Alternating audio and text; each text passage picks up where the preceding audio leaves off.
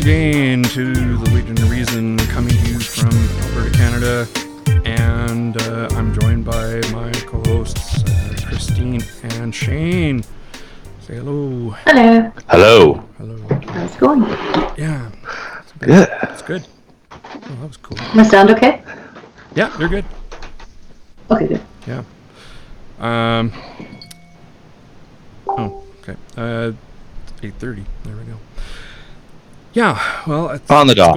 What's going on now? Tonight we got a lot of regressive leftist stuff, and I'm going to be really, really hard pressed not to swear. Really Why would you hard-pressed. swear? Oh, because I don't know. You know it. We don't have a. We put warnings up. It's not a. Yeah, we swear. I It's know. fine. It's just, these are people that I don't respect, and it's kind of hard to not swear when you're talking about them. Well, then refer them to George Carlin. Yeah, a few medical assistants and dying stories, and I guess we could start off with this Fifth Estate episode, which aired a little while ago, and it's about all the ISIS fighters that are Canadian citizens and want to return home, and very few of them are actually getting charged with the crime that's on the I can't remember what the crime is called, but it's basically if you go off and Terrorism? join a it's a little bit different than that. I just can't remember it. I won't remember it. I looked it up a long time ago, but it's basically just going to Syria or places like that with the intent of joining, say, ISIS or some other terrorist group. That is automatically a crime, and these people are coming back, and they're not facing consequences. There are some that are still there, like let's see, this guy here, Abu Ridwan, who is, he wants to come back to Canada, but not if he faces criminal prosecution. Okay. Just rot where you are. I've got a zero tolerance for this. Yeah, I have to. Can you summarize it, Randy? Because I'm afraid I haven't had a chance to watch that one. Well, they talked to Or read it, whatever. Ralph Goodale, who is the minister responsible for people that are coming back from Syria, and he says that if there's evidence, they're investigated and they are prosecuted, but some 60 ISIS fighters have returned to Canada and only 4 have been charged. And so the rest of these people are basically running around free. And it could be one in your neighborhood. As if that isn't scary enough. And they're basically getting away with, so some of these people are like, oh, I wasn't part of I was just in the propaganda. Oh, who cares? So what? Mm-hmm. It's conspiracy. Yeah. You as part of a conspiracy, you're responsible for all the crimes that get committed. And I've got no patience for these people. You don't want to. Like Goodell said that that Canadian citizens have a right to enter Canada, but Canada has no obligation to bring them home. So if they're released, as Donald Trump has threatened, then they're going to be running around in that region, and we'll lose track of them. That could be a problem. Right. So why are we not charging them with things when they get home? That is a pointed question. I never got a real good answer from watching the episode. And I'm not very happy about this. This guy was captured by Syrian Kurdish forces in February. That's Mohammed Khalifa. Yeah. Went from being a cog in the ranks of ISIS to its English language voice. Yeah. Goes by his ISIS nom de guerre, as they put it, Abu Ridwan. So fancy. Yeah. Says he would like to return to Canada provided he can bring his non-Canadian wife and their 3 children. Oh, lovely. Yeah, go fuck yourself. He also sounds totally unapologetic about. He's like, I don't change my views. I'm still pro Sharia. I'm glad we did the things that we did, but I want to come home without any consequences. Yeah, exactly. Go fuck yourself. Yeah. Persona non grata. That's what you are, buddy. While captured ISIS members and their families at home in Canada have been pleading with Ottawa for help. What to go for?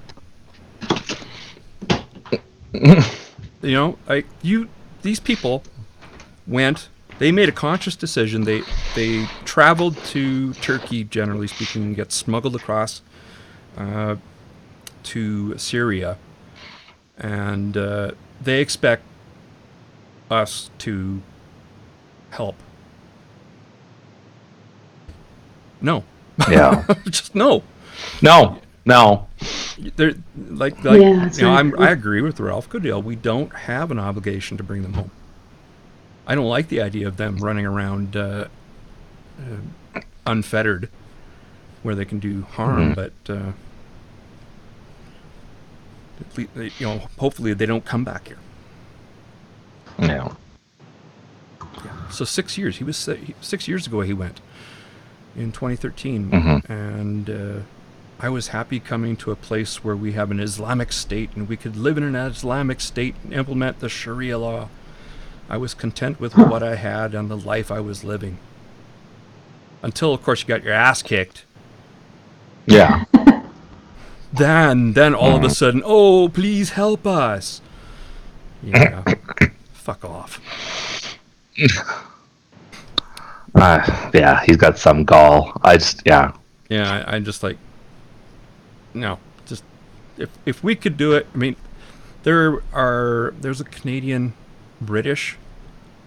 They called him Jihadi Jake, I think, and he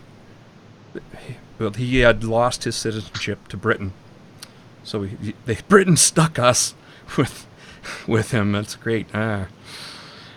I mean, but I was only part of the propaganda. Yeah, it doesn't matter. You might as well be holding the gun. Yeah. It's the same. In the eyes of the law, it's the same when it's a conspiracy. Everybody equally responsible. Well, you're inciting people to violence, essentially, aren't you? Well, you contributed to it. Yeah. But if straight off the bat. They were talking with Britain. Britain apparently spends a lot of money, $75 million a year, in fighting radicalization. So they try to de-radicalize as much as they can. They claim a high success rate. I'd like to see some actual numbers, like hard data. Yeah, me too, because I've heard lots of not so good things. Yeah. Coming out of that region, and and in fact, cover-ups, really. Right. Well, maybe not so much cover-ups, but shirking the duties of jobs on the fear of being perceived as racist, right? Right. Yeah. That's or Islamophobic, whatever. Yeah. Oh, this is why I hate that word, because it makes they think it makes them immune from criticism, and it's like, no, you can call me an Islamophobe all you want. It's not going to do anything to stop me from dissing on Islamism. Yeah. So who was the mass executioner? It was really good. I highly recommend people go over to CBC's website and watch it. I came away dissatisfied with the answer that I got from that the journalist got from Ralph Goodale, and it doesn't explain why they're almost all the known ISIS fighters that came back to Canada have never been charged. I don't get it. Hmm. I don't know. Maybe they're helping with investigations or something, and they're yeah. I don't It's an know. awful lot of help. I'm reaching I here. don't I'm know. trying to figure it out. You know, Omar Khadr was like that, right? He was not Omar. I can't. His brother. He was actually helping out U.S. intelligence agencies as a plant in Guantanamo. His brother was convicted of killing an American soldier with a grenade. Is that the guy who we paid out a few million dollars to? That's Omar. I can't remember the brother's name, but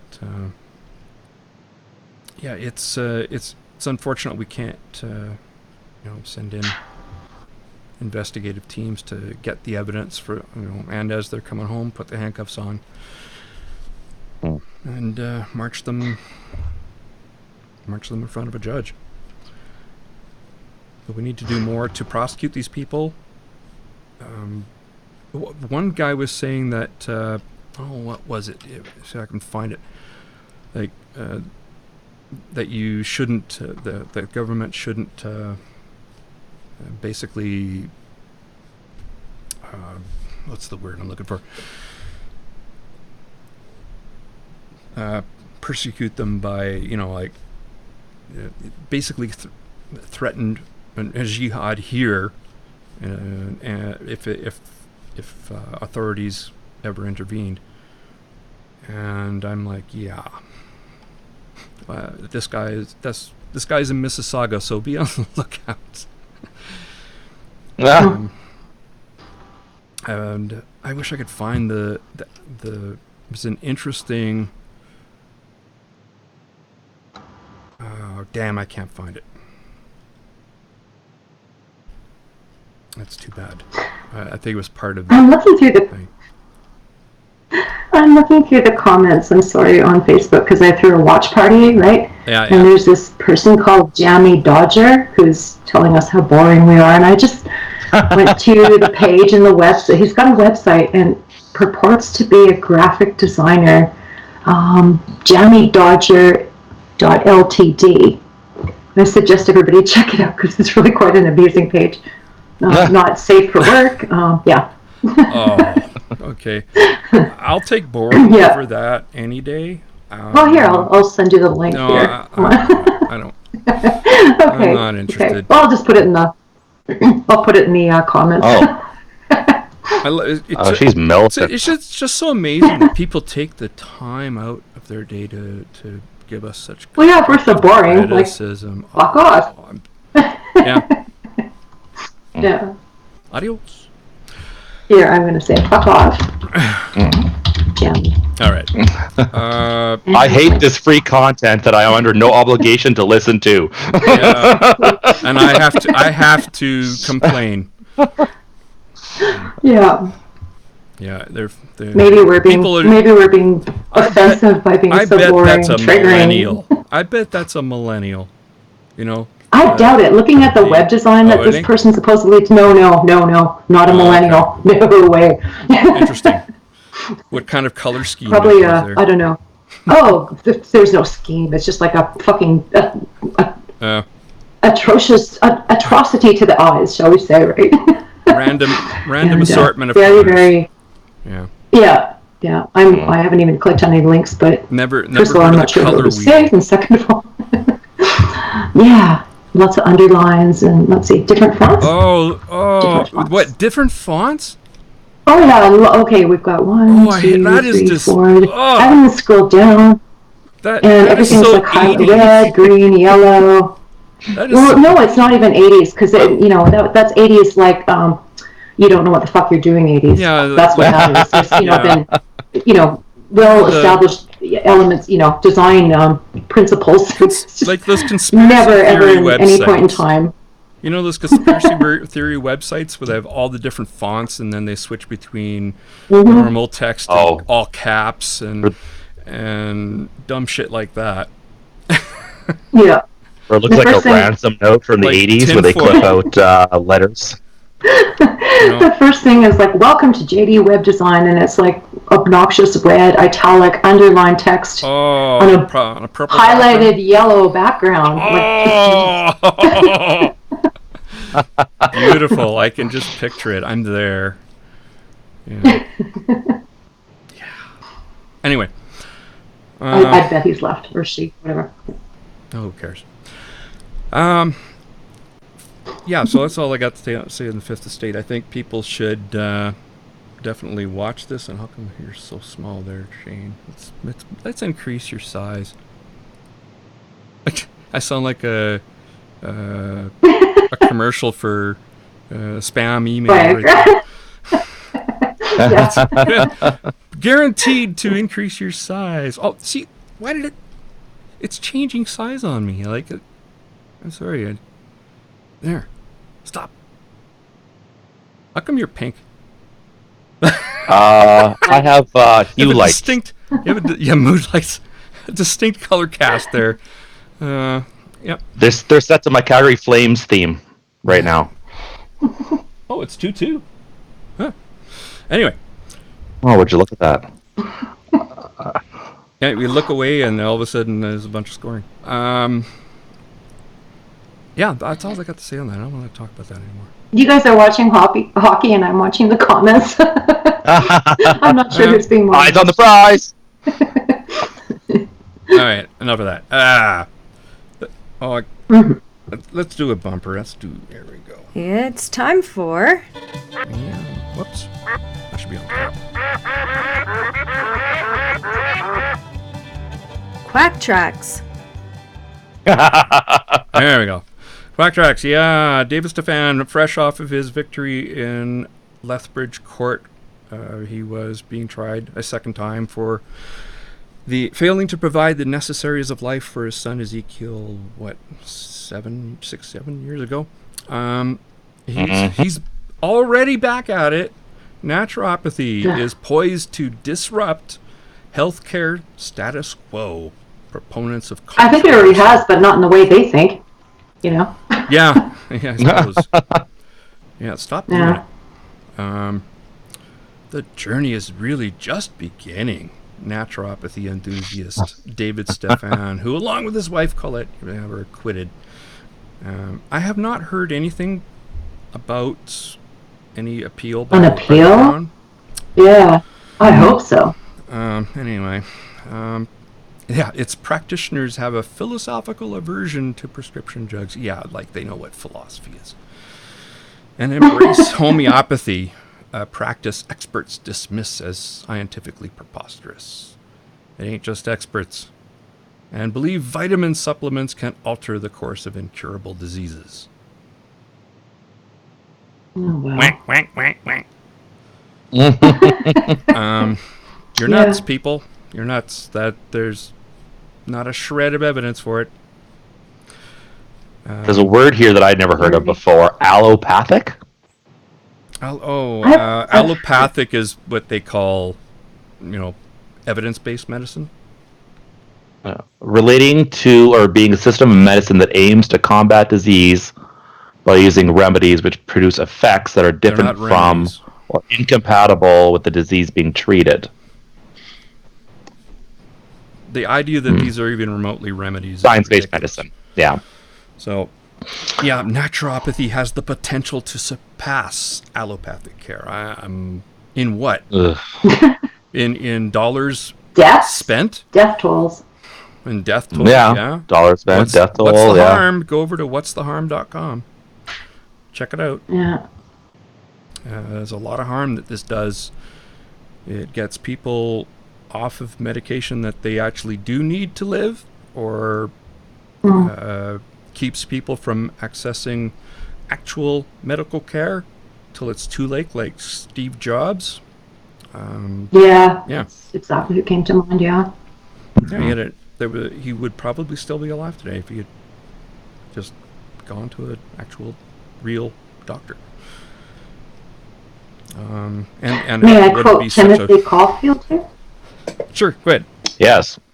Okay, the article published in the obscure journal Medicina frustrates Timothy Caulfield, who said that false dichotomy that science-based doctors only use drugs and surgery and only natural alternative practitioners do prevention drives me nuts. Oh. We have to have him on. Yeah. If you see the phrase allopathic, I know. You know that whatever follows is nonsense, added Caulfield, Canada Research Chair in Health Law and Policy at the University of Alberta. Yeah, so, that journal is probably some bottom feeder fake journal. There's a lot of them now. Anybody who's got internet access and a website can start a journal. Yeah. I'm not what they call as predatory publishers. Oh, no, these aren't even pay for publish. Yeah, that's different though. We're just talking about papers that things that don't have peer review evaluation. Yeah, they just publish just whatever goes. As long as it promotes naturopathy or stuff. And this is about really should crack down on this, because people who try to do their own research, and you really shouldn't, or at least go to sure you should. I'm not you have to know how to research. I mean, David Stephan probably says he does research, and which means he asks other naturopaths. There's a difference between going to an academic institution and paying, if you must, for papers or whatever it is that you want to access that have been peer reviewed, versus spewing nonsense because somebody on Facebook or whatever posted, this is, I don't know, you're listening to what's his name, Wakefield, and look, investigate who you're listening to. Yeah, but don't forget, he got his paper published in the Lancet. So I know. It's but they retracted it, of course. Sure, but nobody follow up on the guy and what's happened since.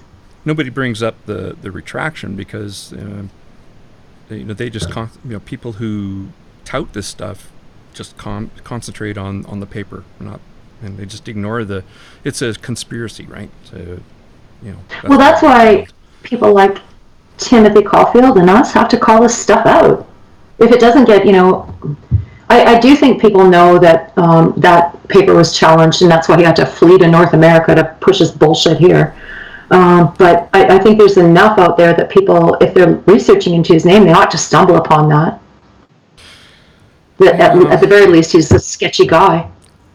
So one hopes that people follow good information.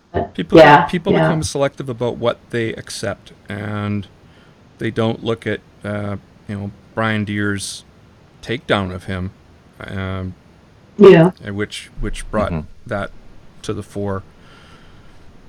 But it's because it's all a conspiracy, right? They just want to make money as if nobody makes money off of herbs and vitamins. Oh no, of course not. It's huge. I mean, most of the pharmaceutical companies, the big ones, own vitamin and supplement. I was just if you look at the fine print on the back of some of those. Yeah. Well, won't you be surprised, right? Yeah. But no, I could say gained it's selective reading, and they just ignore that. Big pharma. Well, guess what?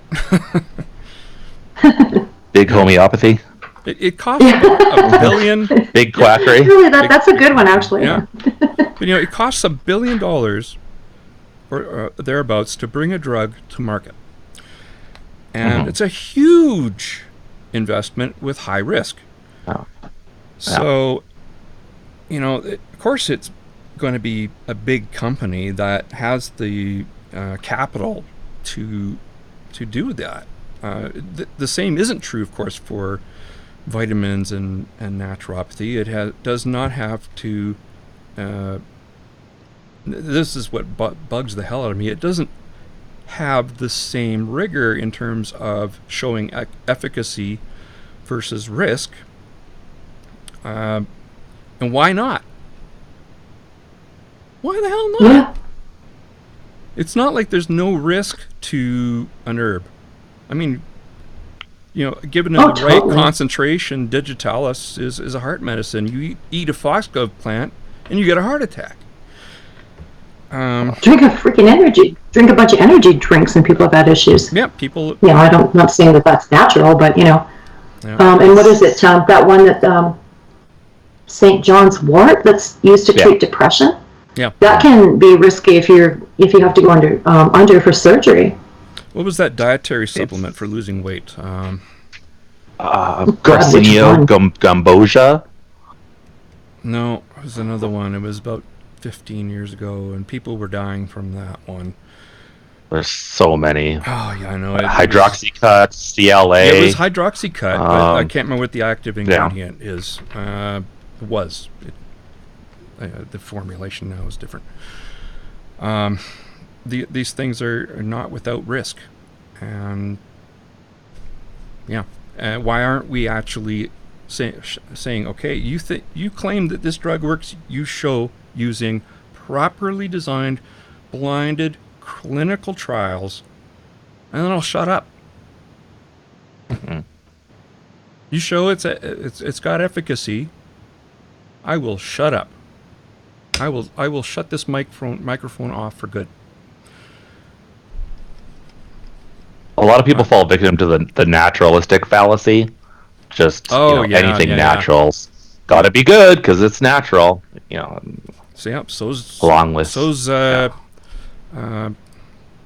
Nightshade, arsenic. Yeah. Oh well. All right.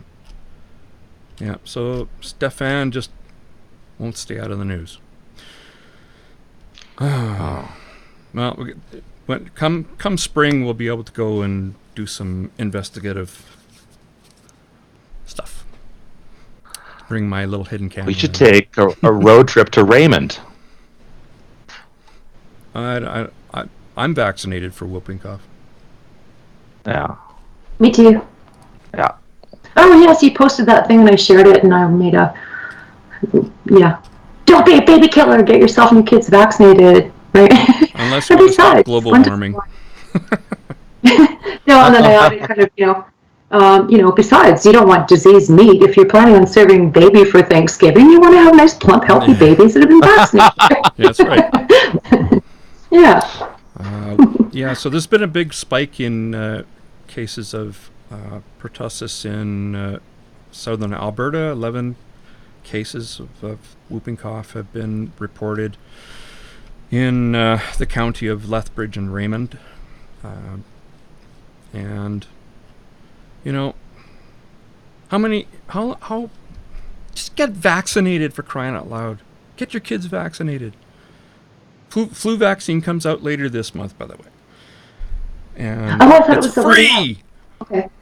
Of course. Yeah. Do it, people. I mean, look at this. According to this one source, some schools in the area have a whooping cough vaccination rate as low as 20%. Like, guys, that's unreal. Do you really want to watch your child go through whooping cough? No. Yeah, and do you really want, the child who's in that class that has to undergo chemo or something like that can't get vaccinated or whatever, right? Want to kill that child? Jeez. And people say, well, it's natural immunity. Well, once you got it, the whole point of vaccination is to not get it in the first place, so you don't get sick. Yeah. And we need the herd immunity. Yeah, especially for something people who can't get it. Yeah, whooping cough and measles. MMR vaccine is very, very important. You need a 95% vaccination rate for herd immunity to really be effective. Especially I bet there's a lot of men with like measles. What's that? I bet there's a lot of men out there who have never had the mumps, and I would suggest they look into that and have themselves and their children vaccinated. You got vaccinated, or you had the mumps? No, I've had the mumps. When I was a kid. I have too, but a different generation. I suppose does have the exactly. Yeah. So I never had it. I had the vaccine. In 2017, look at this. An outbreak of whooping cough in 2017 led to 457 cases in southern Alberta. I mean, it's like, didn't you learn? Like, didn't you see people get, their children were, almost literally coughing up a lung.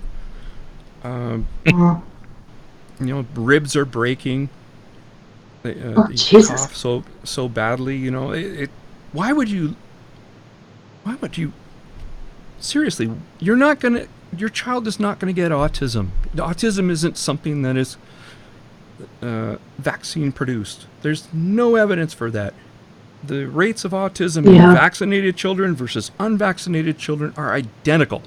So no, they don't cause anything.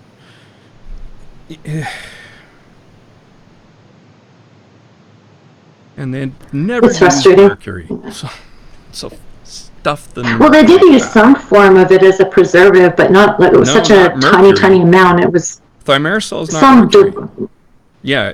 But mercury, organometallic mercury and mercury are not the same thing. They are very different animals. So, that was my understanding. Just because it has the word mercury associated with it doesn't mean it's. But that's because people. The poisonous, They need to be more educated in science. They really do. Yeah. Even then, some people you just can't. Yeah. No.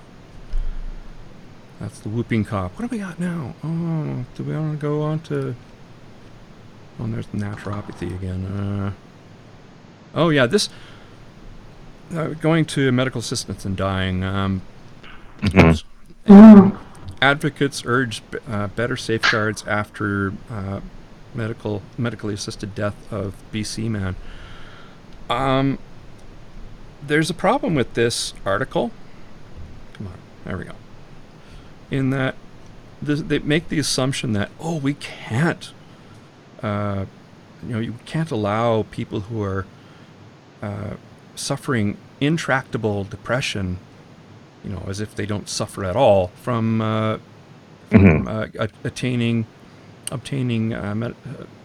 MAID services. And I got a problem with that. Remember that guy that we were going to interview who ended up committing suicide? I can't remember his name, and I'm so sorry for that. But he was an advocate. Yeah, like nerve pain, essentially, along with depression. Yeah, if it's intractable, if you've tried every avenue and you are still chronically suffering is suffering. Yeah. You don't want, we're not saying go out and let's kill all the depressed people. It wouldn't be left with too many people. Of course not. Really not. We're just talking about intractable and people who really are just begging and pleading for what the hell? That's weird. Oh man, that Skype is doing some really weird things in my. Oh wow! I don't know what's. Looks very pretty. Yeah, it's weird. What are you doing, Skype? Just stop it.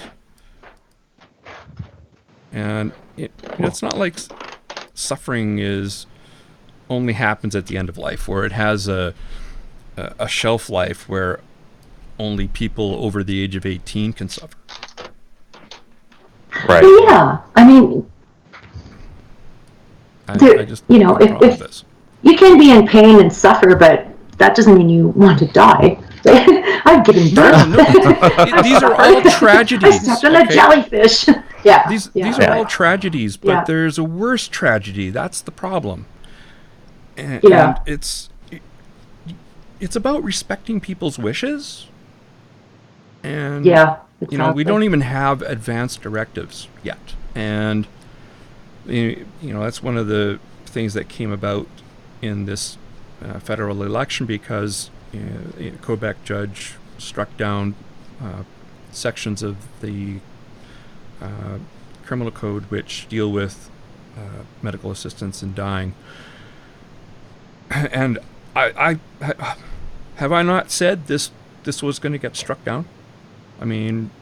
Ever since it was legislated, it was obvious to me that it didn't meet the requirements set out by the Carter v. Canada decision. And it was so ridiculously restrictive And now that it's an election issue, you've got different people. I mean, let me see where it is. Let's go here. But like Trudeau, Justin Trudeau has said that, of course, they won't appeal the decision, the Quebec decision. But if reelected, they would try to improve the law. And well, now that Wilson Raybould isn't around, I think that they have a chance to do that. This is all on Wilson Raybould. I've been critical of her from the get-go. Then you have Andrew Scheer coming out and saying a Conservative government, if they were elected, would appeal that court decision. Of course they would.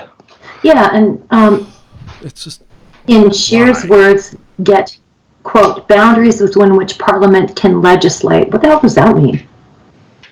Well, he wants to know what the criteria would be to meet the Carter v. Canada decision. Okay. I don't agree with this. Just create a law. Okay? And if it's tested in the courts, so be it. This is just pandering to the base, the religious base who almost to a person don't like the idea of medical assistance in dying. And too bad. Yeah. It's here. I don't like the idea either, but I'd certainly leave that than the alternative of suffering. Nobody likes the idea of dying. I mean, it's the ultimate but mind your own business and die how you want to do. Exactly. This is the right to self-determination. It's the ultimate right, and every individual should have that right to be able to exercise that right. And the arguments against are just so horrible. Like the most vulnerable populations will be killed off. No, they won't. Jeez. Well, I don't think they're without merit either, right? Like that's I think why we have safeguards. Things do happen. Yeah. Yeah, that's true. But safeguards are in place. That's all you can do. But I don't think Yeah, that's true. I mean, but that argument isn't without merit. No, but it's a silly. There could be but people it's who so easily, it's been dealt with, done. We need to move on past that argument. I mean, you can die in surgery. Things are so you can ban surgery. Things are going to slip through the cracks too, right? Yeah, no, I agree. Yeah. Yeah. I mean, get in the car and you might have an accident, Yeah. But yeah. Yeah, it's silly. I mean, you're always going to find one or two cases here or there that's going to prove your point or seem to, like the depressed individual. I don't agree that is not a correct choice. That happened in BC. It had a history. The guy we were going to interview? No. I'm talking about this article in BC. Oh, okay. Sorry. Alan Nichols. So, and here this is the framing. Alan Nichols, who showed no signs of facing an imminent demise, was given a medically assisted death. Well, that was why the law was struck down. Yeah. This was exactly why the law was struck down, because what does that even mean? What does imminent demise mean? What does foreseeable death mean? It means everybody's death is foreseeable. You're all going to die. So what does that mean? It was a meaningless that you've been term. Diagnosed as having, I think obviously it means you've been diagnosed as having something terminal, right? If YouTube... And within a, if YouTube could... Well, life is terminal, but I mean, within the next 6 months or year or whatever Well, yeah, but if YouTube could actually, be part of MAID, this would be part of their TOS, the Terms of Service. I mean, it's so incredibly nebulous. Well, it's just like those meaningless terms of service that they can, they're so nebulous they can apply to anything. This is the same thing. It doesn't mean anything. And this is exactly why the law was struck down. So this author is already well behind the times. Showed no signs of facing an imminent demise. Well, you know what? The courts have spoken. They've said that is not the criterion. And the doctors, something convinced the doctors. And not just one. Yeah. Yeah.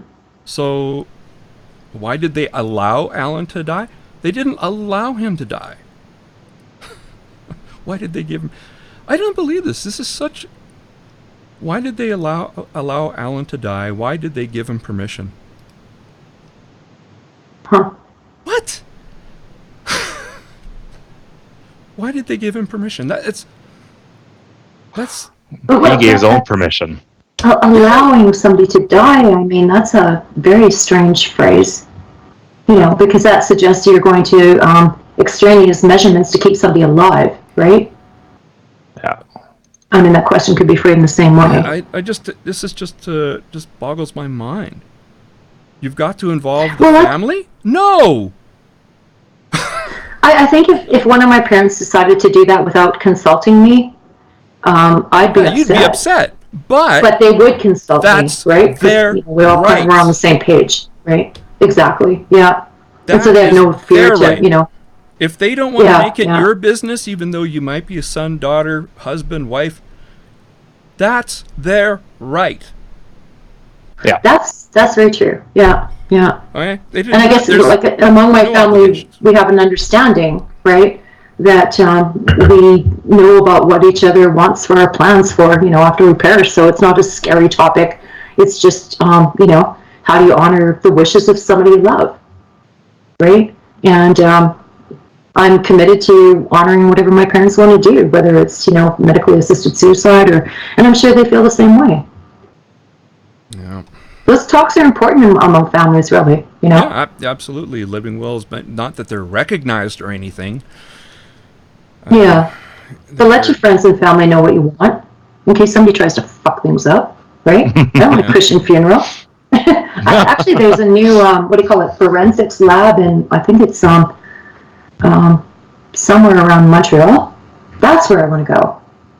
Just let me decompose and contribute to science or whatever, right? Yeah. Yeah. Anyway. Yeah. Well, we're kind of rushing the point here, but, you know, it's important to let your family know what you want. So the Canadian Association for Community Living, whatever the hell that means. But you can probably guess that they're very anti-MAID. Her group is lobbying the federal attorney general to appeal. Sorry, I want to read this. Her group is also lobbying the federal attorney general to appeal Quebec Superior Court's September 11th decision that will make it even easier for patients to get a medically assisted death. No, that is not what the decision is saying.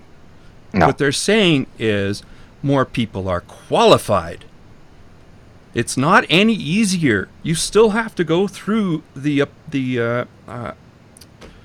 process for applying to have this service. That hasn't changed. It's just saying that it's not only people whose death is foreseeable, whatever the hell that means, and it doesn't just apply to them, and because that was never a safeguard at all. It's not a safeguard. The safeguard is in the process where you have to have two doctors signing off on it. There. Anyway, go ahead. Now you probably forgotten why. Say. Yeah. Okay. Oh well. No, Canadian Association for Community Living. I guess that's probably a non-profit as opposed to a government branch, right? Because I was thinking, aids to community living? That's what I was thinking, so I was wrong. That's a government program. She feels there's been a devaluing of disabilities. Oh my God, that is such a trope. It's not true. We're not taking Timmy from South Park out back behind the woodshed like Old Yeller. You know, the narratives that these people try to sell you on are just hilarious. They're just absolutely ludicrous. You don't want it, don't access it. Simple. Yeah. Like that. Yeah. Twit and goes for a lot of things. Who tattooed "Don't kill me" on her chest. Oh yeah. What What is... Why is Skype doing that? That is really weird. Yeah. So you get these people that are saying... that this is an article on why. Okay, 2 Canadians want... two... Woohoo. Want the next Prime Minister to push for assistance in living, not assisted dying, as if it's an either-or. Right. Black or white fallacy. It's not a dichotomy. It's not where we're trying to do one thing and not the other. Okay, palliative care needs to be improved. It always needs to be improved. But that doesn't mean that you stop allowing people to get assistance in dying, because not even the best palliative care in the world isn't always going to be effective. Mm-hmm. So, and frankly, sometimes they're facilitating things along themselves because they don't want to be cruel and see somebody suffer. Yeah, they've always been doing it. It's still going on even in jurisdictions where MAID is still illegal in the U.S. And actually, I read one study that was suggesting that it was just as high in incidence as it was, in the places where it was illegal, as it was in the legal jurisdictions. So this is, it's just like kind of under the table. Maybe you need a little, here's something, to help you along. Imagine working with people in that setting and bonding with them and becoming close to them. And they say, please just end it for me. My God, that must be that's a little extra morphine. Yeah, Okay, here's, see, where did she say this? Oh, darn it. I missed something. There's something, neither Marchand nor D'Amico. D'Amico was involved in the fight against Quebec's bill on medical assistance in dying. She was the test case. That neither Marchand nor D'Amico want to die. Hey, good. You actually used the word "nor" correctly. Both say the lack of government support leaves people in their situation with no real choices. That is such an old trope. Yeah. And push some into so much distress that euthanasia is a welcome option. I don't believe that. I really don't. Where are we in this? I've got the article called up. We have what? Yeah. How far along are we in this article? About halfway down, I guess, or something. Yeah, and of course they cite the case in British Columbia where a man with a history of depression. But you know what? That's going to fall on deaf ears if you're going to use that as an argument, because I don't, in principle, disagree with it. Yeah. I don't know the exact specifics, so I can't say, well, they were, they made a reasonable choice in that case. I can't say that because I do not know the specifics, but in principle, I have no problem with it. Yeah. And every case is different. So stop using... Yeah, and I guess I do have a problem with people trying to speak out for on behalf of others when that's not what those others want to have promoted, right? If you're fighting the right to die with dignity and others want to, use your name to promote their stuff, then that's distasteful. It gets even worse down here. I understand that she's a woman with few means for living. I mean, she's on government assistance. She says, I want to be free. I don't want to die. Well, none of us do. If I ever... this is the part where it goes into hyperbolic trajection into deep space. If I ever required euthanasia, it's not my disability that's killing me. It's my own government. Really? Jesus. Oh my God. I feel so sorry because, I wish people knew that we don't want to impose. Nobody wants to impose mandatory suicide on, and mandatory euthanasia or whatever kind of thing. I mean, die how you like. Just leave the rest of us the bloody hell alone. Yeah, why do you let us let us be autonomous, and let yourself be autonomous too. Yeah, I mean, it's this is there for everybody. Whether it's not like we're gonna force you to use it, but don't take that choice away from me. Thank you very much. Exactly. Actually, we should start forcing gay marriage and mandatory death, and this kind of. Well, at least then they'd have something because apparently to really that's bitch what we're about. being accused of, right? Yeah, exactly. Yeah. Let's give them something to bitch about. Yeah. That's so. Okay. Justin Trudeau in this, sort of good. Andrew Scheer gets a failing grade from me on this one. Yeah. Surprise, surprise. Yeah. It's just code. It's just code to pander to his base who doesn't want it at all. You mean a dog whistle? Yeah, it's a dog. Yeah, exactly. That is a dog whistle. Yes, totally. Yeah. Appeal, but they keep saying that appeal lots of decisions on principle, even though they know they're going to lose. And I'm like, that's pretty stupid. Yeah. Because it's easy to do that when you know that the courts are going to correct things for you. I mean, then you can say, "Hey, we tried." We tried. Yeah. Yeah. That's a good point. Yeah. That's the game the Conservatives play. They did it. They wanted to do that with Omar Khadr because they didn't want to, give him any money, even though they violated his rights. So the courts were going to come down hard, and so instead of the $10 million that was meted out, it would have been 30 plus legal fees. Yeah, well, that's fantastic. What? Millions? Yeah. In legal shit. Yeah. Huh. That's what Omar Khadr was suing for, and this is this party that preaches fiscal responsibility. No, let's waste money on pointless court challenges.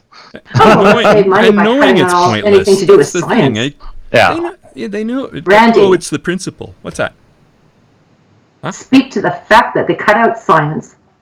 Wow. Well, you were a personal victim experience. of it. Yeah. I don't want to go down that road. Thanks. Memory. No, but we've been there before, and Yeah. Yeah. The problem with this election is I know who I don't want to vote for. Right. I have nobody's earned my vote though, so I gotta admit, Jagmeet saying some of the stuff he's done, and not just on camera but off camera, has been pretty impressive. But the platform, nope. And he says that if it comes to a minority situation, he is not going to cooperate with the Conservatives. Yeah. I don't like that. I mean, that's what are you going to do? You're going to force another election? Great, thanks. Yep. That's force a non-confidence vote. That's usually political suicide to do that, and rightfully so, because do we really want to spend the money and go through another campaign right away after? No, I don't think so. Yeah. Bad idea. What do you guys think of Elizabeth May? She's got some good ideas, but she's a little too... Oh, really? Like what? Well, I thought she was quite lucid, but my problem with that party is that they support things like, homeopathy, homeopathic, as a part of our healthcare system and shit like that, right? Yeah. As if shutting off the pipelines is the answer to all our problems, and right. Yeah, no. Yeah, there's that too. Bad idea. Yeah. You have no idea how tied the world is to oil right now, and like I was saying on my own personal page, if in terms of energy policy and fighting global climate change, if nuclear isn't front and center with heavy funding, go home. You're not serious. That is just to begin the conversation. Is investment in nuclear? That's fair. That's it. There's nothing else that's going to do anything, and we got to get away from transuranic elements to move into lifter technology, which is liquid fluorine fluoride reactors, which are much more efficient, much safer, and the waste is much easier to dispose of. And that'll keep us going until fusion comes online in about 5-10 years. And if you'd like to sign up for Randy's class on whatever the fuck that meant. Well, lifter technology is really interesting.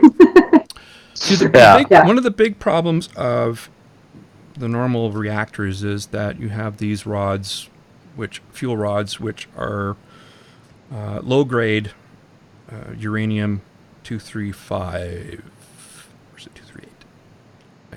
Just say 235. I could be wrong. Anyway, so a couple of percent of that gets used up, and then you got to throw the rod away. But the problem is the rod is still hot, and I mean hot not just in the radioactive sense. It's hot thermally, because there's just enough not quite enough neutrons to create a sustained chain reaction, but enough neutrons are given off that just the kinetic energy of the neutrons hitting uranium atoms and whatever else heats it up, and you have to store those for decades in coolant, basically just a swimming pool full of rods, right? Yeah, okay. And so they spend decades in there. You wouldn't have to do that with liquid fluoride. Liquid fluoride thorium you could just top it up. Basically, when you get too low, top it up and mix it. It's a liquid, so it gets mixed, and it's much more efficient. You can use much more of the fuel, and it's much safer to dispose of. It's the only way to go. Until fusion. So when you say liquid fluoride, are you talking about something that can be actually or has been introduced to public water systems to prevent cavities? No, is that the kind of fluoride, or is it not salvageable for that? Okay. It's a fluoride salt of thorium. So, no, you wouldn't be putting that in your water. But thorium is very very abundant, and the uranic uranium, plutonium, that kind of thing, they're just nasty. I mean, got to get away from that. The only reason we have the reactor designs that we have today is because of the Cold War. Easy to make plutonium. And of course it's also got problems like Iran, and so that technology, if it's proliferated, is pretty easy to convert to weapons grade material. Okay. Well, yeah, okay. And so that's another reason to get rid of it. There's the Lethbridge story. Let's go to this one. Shane, you want to talk about this one, the Supreme Court in the U.S.? Oh, God. Oh, yeah. So, well, they're going to be deciding a couple of LGBT cases soon, which they're saying is going to be a big test of exactly how much they're going to stick to their conservative principles. So the one that they're hearing arguments on today, or they were hearing arguments on today, was about whether or not the 1964 Civil Rights Act applies to LGBT people. It's terrible. I mean, it's like it prohibits ridiculous. It prohibits discrimination based on sex, and so they're saying, well, that applies to trans people and gay people, because you are, you could be discriminating them based on them not following gender stereotypes, basically. The one that they were hearing this week is a transgender employee who was fired from her job at a funeral home by a conservative Christian owner for not conforming to dress code. Yeah. Codes, like, I won't let you talk. Yeah. Shut up. Yeah. I don't even. Yeah, she transitioned from male to female, and she wanted to wear female clothing, and they fired her for making customers uncomfortable. So they're saying if the conservative people, I read a few articles on this, and they're saying that if the conservative judges are going to stick to their script of being constitutional literalists, then you have to find for the gay people, because the way you read the 1964 law, the wording of the act has to be read that way. So they're kind of saying, okay, these conservative judges have to either put up or shut up. Yeah, it's sad that I cannot predict what the decision is going to be. Yeah, I don't know. I'm just shocked that this wasn't already considered part of Well, hobby. Can anybody? Yeah, that's hobby? True. Yeah. A lot of. And what do you call it? That chicken place? Oh, Chick-fil-A. Yeah. It was a little different. Yeah. So a lot of the blue states, the Democratic states, have already read that definition of sex into their state discrimination laws, anti-discrimination laws, but a lot of the red states are obviously refusing to, and so this is the big challenge to see if federally what's going to stick. So we'll see. There's varying opinions of which way the judges will go. They're saying that they really want to be, like I said, constitutional literalists or not even cultural, like literalists to the law, that they would have to find this way because sex is, basis of sex, right? Well, I guess it, because I think of sex and gender and orientation as kind of entirely separate things, right? Yeah. But that's no excuse why all those things shouldn't be covered under. Yeah. No excuse to discriminate against anybody who identifies under any of those labels. Yeah.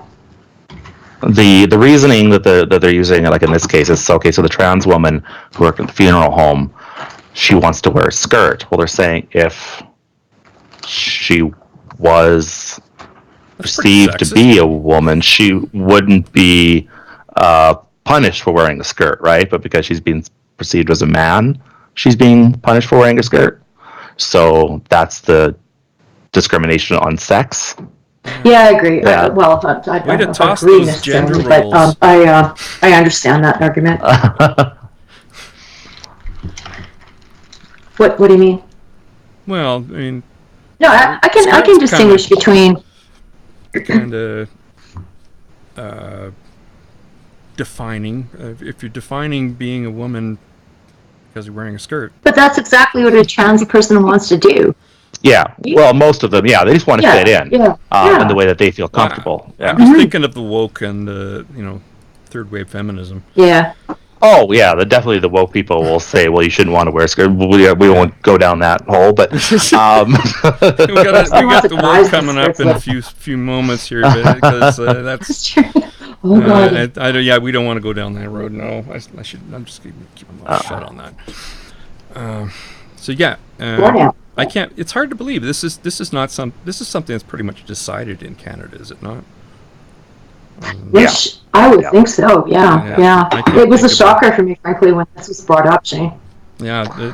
And then the other case that they also have to decide sometime in the next few months is there was a what do you call it? Skydiving instructor from New York who. So this one kind of shocked me because it was New York State, but he was working with when they do the first like tandem jumps with the new students where they have to be strapped to them. So he was doing one with a woman, and the woman was expressing some reservations about being tightly strapped to a man in the back, and the guy This male skydiving instructor said, "Oh, don't worry, I'm gay anyway." And I guess after the jump, she mentioned this to his employer and was fired. Wow. He has since died. He died in a base jumping accident after the family, the estate, is pushing forward with it to the Supreme Court anyway. Yeah. Good. Yeah. Really? Yeah, I'm just stunned that this is a thing. And I guess you could probably also guess what kind of person owned the skydiving company. Yeah, well, anybody that discriminates on anybody on the basis of that kind of thing, you have to question anyway, right? Yeah. It's ridiculous. Yeah. Oh. Well. Newsweek had a big multi-page article about this called "What Would Scalia Do?" That's what I brought him up today too. I'd be like, yeah, I'm glad he's not around for this. I mean, he had a habit of ignoring case law when it came to stuff like this that intersected with his Catholicism. I mean, the guy did believe in demons, for crying out loud. So I can't remember the new guy's name offhand, which is shameful because I know he's been... Kavanaugh or Gorsuch? Yeah. Gorsuch. Kavanaugh. Oh, Kavanaugh. All right. No, Kavanaugh. He's the really new one. I'd be curious to... I'll be curious to see how he comes out on this one. No. He tends to go very conservative, but... Not always. No? No. Associate anti-LGBT this is my opinion, but... conservatism. It often is. It often is, but it's not a... Yeah. You know, why does it have to be a part of conservatism? I've never understood that. I mean, conservatism... Because a lot of Christians control the conservatives. Well, that's what I was going to say. It's all about religion, isn't it? When it boils down to it. They're but they're inseparable. Well, absolutely. Absolutely. They're transgender conservatives. They're, pro-life, blah, blah, blah kind of thing. But, But in general, it does seem to be that kind of, conservatism tends to... Maybe flow with... I think the younger ones are not so tied to religion at all, right? But well, hopefully the older ones, I'll help them. Yeah, me too. Yeah, we know who Blair White is, right? Yeah. She's like a Trump supporter. Yeah, I know. It's like transgender conservative. Yeah, gorgeous woman. I don't know. Yeah, I don't agree with her on many things, but she's a voice out there that's not pandering. Let's put it that way. Yeah, that's refreshing. A lot of slack for it because if you're part of that group, you have to toe the ideology. Yep. And I hate that. Randy. Yeah. Have you've watched American Dad, right? Oh yeah. There's an episode called Lincoln Lover where Stan befriends and becomes part of the Log Cabin Republicans. Oh, geez. I highly suggest that. I don't think I've seen that one. I don't even know what you mean, but it sounds really fucked up. So, what's the cabin or whatever? Log Cabin Republicans is the gay Republican group. Oh, okay. In the States. Yeah. Nice. Yeah. And so Stan, in the main character in American Dad, he wants to speak at the Republican National Convention, and the only way that he'd be able to do it on behalf of his town is through the Log Cabin Republicans. so he kind of becomes gay for an episode. Oh, jeez. That's funny. All right. Okay, we gotta. Okay, here. Next. We're gonna start hearing my swearing in a moment here. The Regressive Left Files.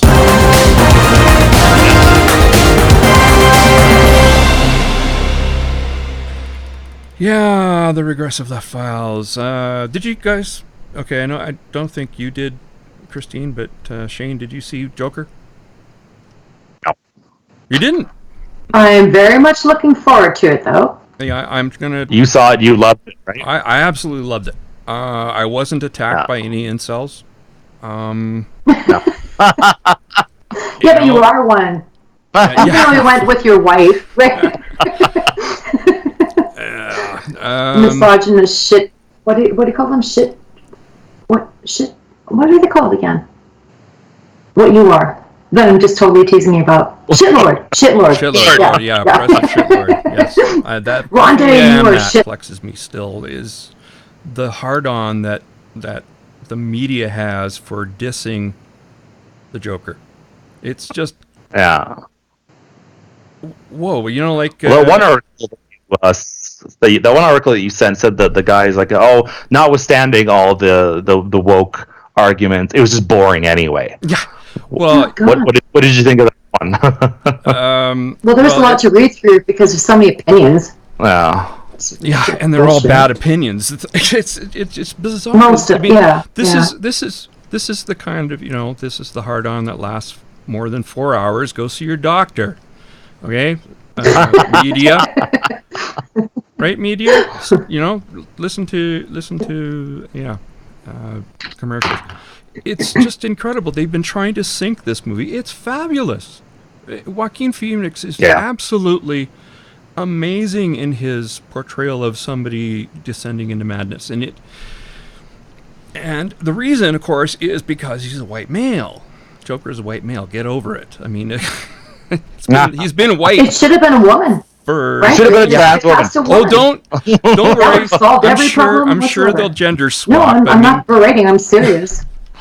Well, you've seen what happened. I haven't seen the movie, but with Lady Thor. I mean, it's like, oh, great. The women get sloppy seconds, basically. It's like Batwoman. I watched it. God, man, was that ever crappy. I mean, how does it feel as a woman playing somebody who never went through the trials and tribulations? It just like a total Mary Sue because you inherited all his stuff. So you're basically riding on Batman's coattails. Strong female presence. Well, if you can make it your own role, I mean, Joaquin obviously did, right? She can't. She's using his stuff. She's using his stuff. It's impossible for her to do that. But I mean, then there's the whole thing. Sorry, but there's the whole thing of like, it's only perfect if it's designed for a woman, and I'm just like, turn that one around. What does that mean? How would you like that? Exactly. Yeah. Well, was it you who said that? No, somebody in the media or one of those articles you sent. I wanted to walk out, but my wife insisted we stay. I'm like, well, what does that say? Yeah. So your wife has taste. Good choice of companion. Awesome. You suck though. And then I thought, I thought about, oh my God, what would it be like to be married to somebody like that guy? I'm like, shut the fuck up! I'm trying to watch a goddamn movie. No kidding. I would have child, right? I would have said leave. Get lost. Let me enjoy the movie. And they've been so trying to tank it. Well, have they been successful? Well, I mean, if you look at the Rotten Tomatoes, it's a bit mixed, 68, but the audience score is at 90, where it should be. It's awesome. It's a fantastic character movie. If you're going there to see it as an action film, you're going to be very disappointed because it's not that at all. And it broke box office records for an October R-rated film. It made $93.5 million over the weekend. It's broke the I didn't even know this was a thing. The box office records for Tuesday in October. I guess under a full moon, underwater. Somebody's been. But that's a thing apparently. So yeah, they track music like that too, right? They do. Whatever. Okay. Well, sure. I'm sure you collect all your top whatever of the week and then compile it at the end of the week or whatever, right? But they were just. Got to do the micromanaging to produce the broader statistics is what I'm suggesting. Yeah. So they made, what was it? 93.5. Yeah. So it didn't quite reach 100 million, but it's still doing pretty good. But they so tried to tank it. I mean, if you look, this is I'm going to put that one on later. You heard about what Joaquin Phoenix did in an interview where he walked out after he was asked whether the film might inspire real life acts of violence and how would he feel about that, and he just got up and walked. But he was convinced to come back. I wouldn't have. Told this. No. I think he was just broadsided by the question because, from what I understood, there was something that said that he was broadsided by the question and just like, holy shit, I need to think about this, and did. Well, I would have. That's one opinion, I guess, of it. I can't. This is the the proverbial "when did you stop beating your wife?" question, right? Yeah. But he had a wonderful answer, and he said, "What do you think an intelligent answer to that question would look like?" Yeah. Mm-hmm. And I'm like, oh, he's just solved the riddle of the when did you stop beating your wife? It's like, that is just bloody awesome. The Vice reporter says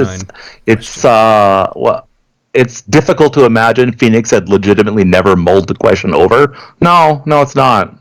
Yeah. No, it's not at all. He's an actor doing a role. Yeah. I mean, it's like, so how would I feel? Like, what an incredible opportunity to take things in a new direction. And I mean, when I think of the Joker classically, I think of freaking Jack Nicholson. Yeah. Right? Yeah. So it's about time we had something new and exciting and fresh. Or Heath Ledger is another innovative. like this. Oh, okay. Yeah. Yeah, it's a different time. I mean, Tim Burton's is going to be weird, right? That's Tim Burton. Yeah. It's interesting because I think it's just a if somebody is inspired, I'm playing a role in a movie and somebody's inspired by that movie to do violence, how would I feel? I'd be like, well, what a schmuck. What this isn't a. I'd say that of the person who did the violence. That's not on me. That's on the person who did violence. It's called personal responsibility. Absolutely. Yeah, exactly. Yeah, and and even then, okay, some people are just fucking crazy, and I'm sorry, I pity them, and they're going to go off the edge, and there's just nothing that society can do because one can't predict that. Yeah, not every time anyway. Sometimes it is pretty predictable. Yeah. But that's not going to stop the media from trying to whip it up. Somebody. I'm just wondering if anybody's actually seen movies before, because yeah, all of a sudden, hey, there's violence in this movie. That's never happened before. Yeah. That was shocking. I know. Dare I say, right? It just boggled my mind. These people are just idiots. And here's another way they tried to diss it. Joker uses a song by convicted pedophile Gary Glitter. It's a song that every person has heard going to any sporting event. Okay, I have to. Hey! Oh, that one? Yeah! Are you kidding me? Okay. Yeah. I didn't know that was by convicted I didn't pedophile either. Gary Glitter. I don't. Yeah. Okay. I doubt they knew it too. So who cares? Oh, I bet they might have, but so what? Yeah, but so what? He's subversive. Yeah. It's about the song. That's not to say I agree with it. The ethics of using a song by a pedophile. Yeah, I agree that that's a thing, but I'm really not going to spend all that much time on it. Yeah. Yeah. Kind of crappy, but yeah.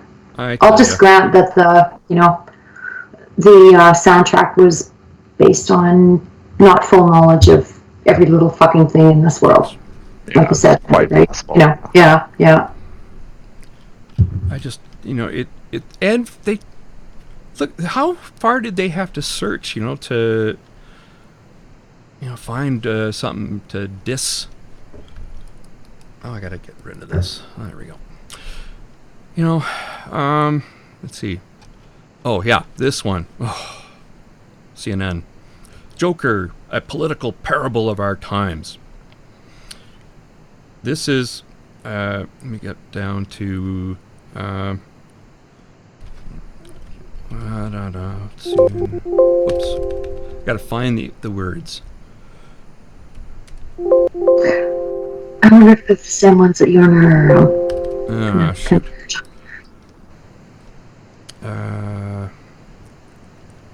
It was. Oh yeah, Trump is very prominent in this opinion piece. I mean, it's just. That's exactly what I noticed. And it was like a line that basically said something like, blah, blah, blah, Trump. And I'm just like, this is how Trump got elected. I'm sorry, but as I understood it, Trump got elected through an election. Yeah. Well, he's saying that Yeah. it's the same, kind of mentality that got Trump elected, and I'm like, what? Hating Hillary? That perhaps might be, but some of it, I suppose. But bloody hell! Like, look at your own society. Look in the bloody mirror. What the hell? Change it. Change things so that Trump doesn't get elected next time. But don't whine and cringe on a movie, a piece of entertainment. Go out, have some freaking popcorn, just have a movie, beer, and watch it. Yeah, this is not. I'm always going on about formulaic plots and how that's why I don't give a rat's ass about movies. And I'm sure this is quite formulaic because it works, and it's worked through the history of film, for Christ's sake. Mm-hmm. Yeah. Yeah, that's what these people forget, is that market forces drive the movie industry just like it does any other industry. And if there's a market for it, they'll do it. Not aside from even market is the artistry. Like, art is not always meant to make you feel good. Art is meant to challenge you and challenge your fundamental beliefs. Yeah, it's lovely to look at a lovely, painting of some daisies, but goddamn, if you're going to learn anything, look at something that you disagree with. Look at something on the darker side. Don't be afraid. Oh my God, that's the thing that bothers me the most. I guess it's a fear of a movie. Yeah, it's ridiculous. It's crazy. I fear the people that fear this. Right? Like I'm offended by the people that are always constantly offended. I fear people that are fucking in a constant state of fear. Oh, here's the quote. While many reviewers have focused on Fleck, that's the Joker's, before he became the Joker, as an incel hero, his status as a sexless loner who turns to violence, the true nature of the movie's appeal is actually broader.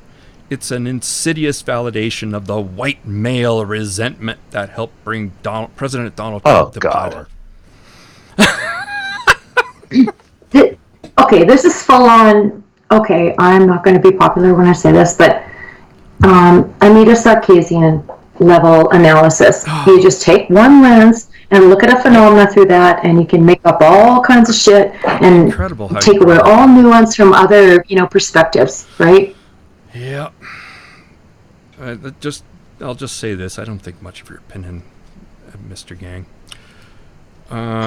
So remember, it was the real reason. This is what Slate said. The real reason to skip Joker is that it's boring. Okay, not even Phoenix can save this muddled, monotonous movie. Really? Okay. Sounds like a bunch of shit to me, given all the apologetics pertaining to why you shouldn't go and basically giving away the plot. Put a pin in this, though. Put a pin in this, and we go over to the Daily Mail. It's way too terrifying. Oh, I can't wait to see it. Kind of the opposite of boring, isn't it? Which is it? What? There's nothing on the screen that can terrify me. There's only things like in physical reality that can terrify it says me. in the headline keeps going. Joker reviewers around the world walk out of movie theaters and urge cinemas to ban the ultra-violent film, saying it glamour.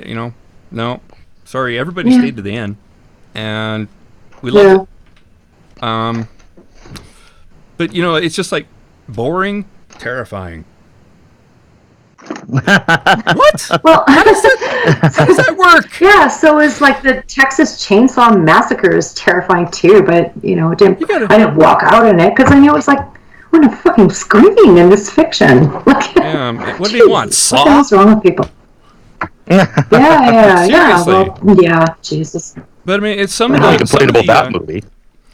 I love some of the tweets that were in here. Where's that? Oh, darn it. Is it not in this one? Oh, because there's some fantastic tweets in there.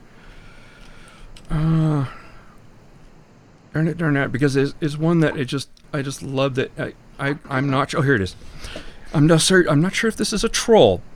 Shantae, who goes by the Twitter handle only Tay. Okay, whatever.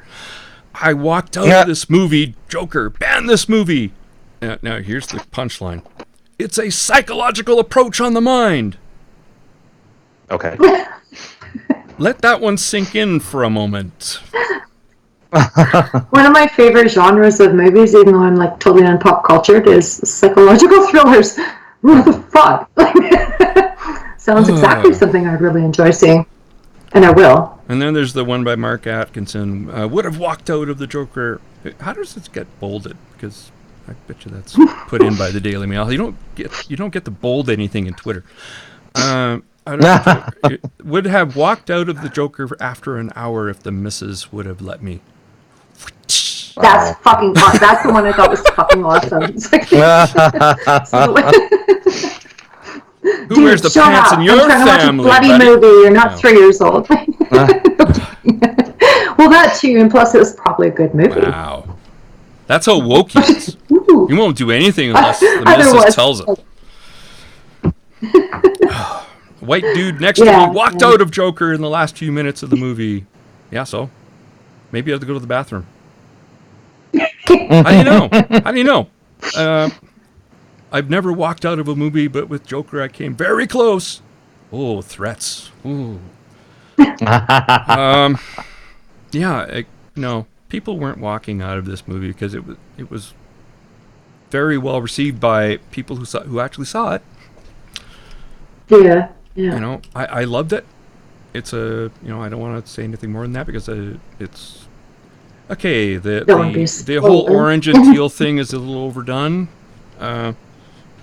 It's kind of a running joke. Anybody that does cinematic color grading, orange and teal is like the last. It's about all it's ever done in the last 10 years, and it's no different for the Joker. It's done in this one too, but.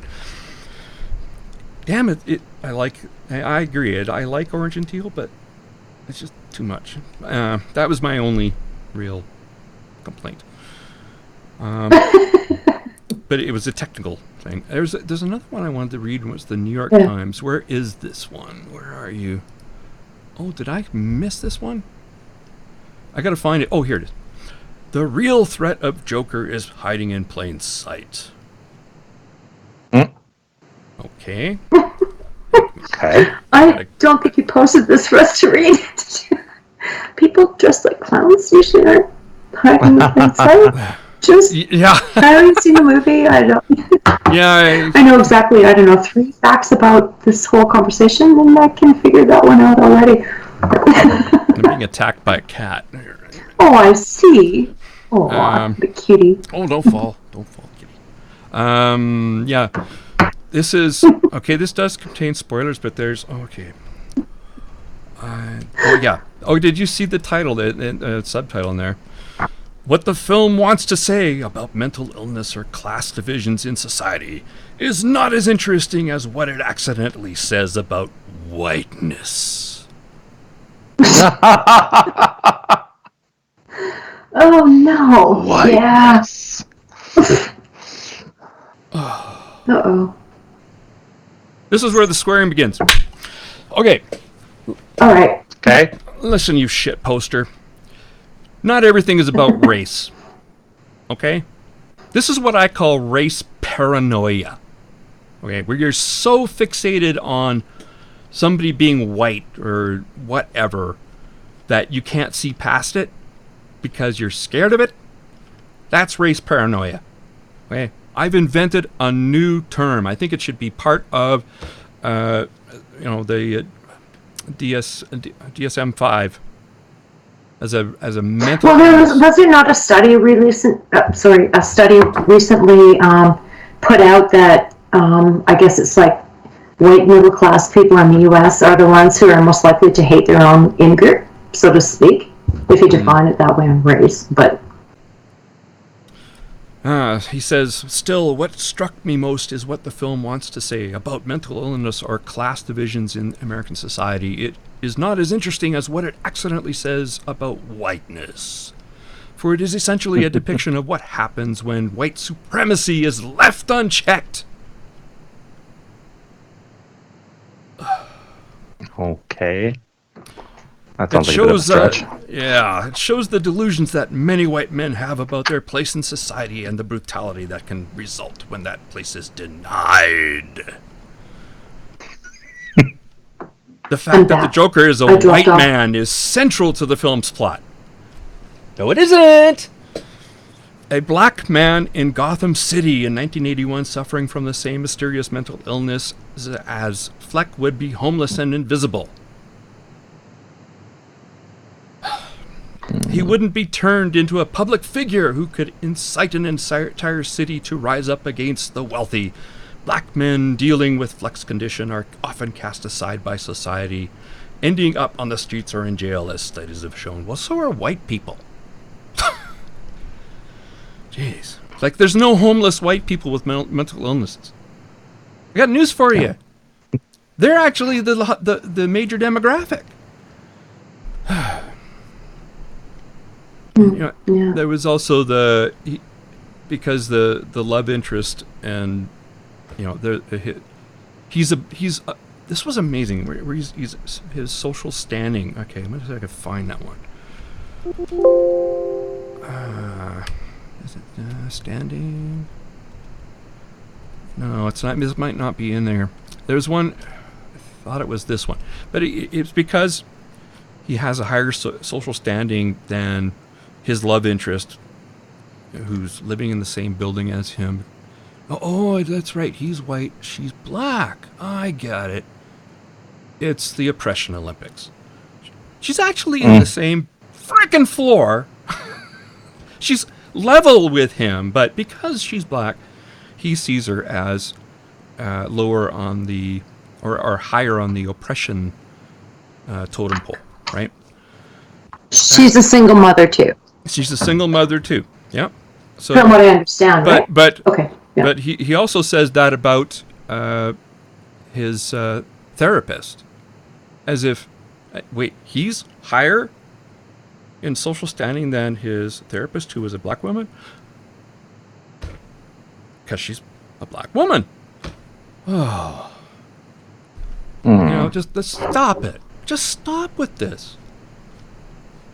Well, that's in the movie, so you don't. I mean, he can't know this, right? You don't get enough information from the film. But I don't think his therapist is lower on the social or in social standing. Probably not. I highly doubt it. From what I'm gathering, she's more educated. Yeah. He works as a clown. You don't have much money working as a clown. I mean, it's like, what?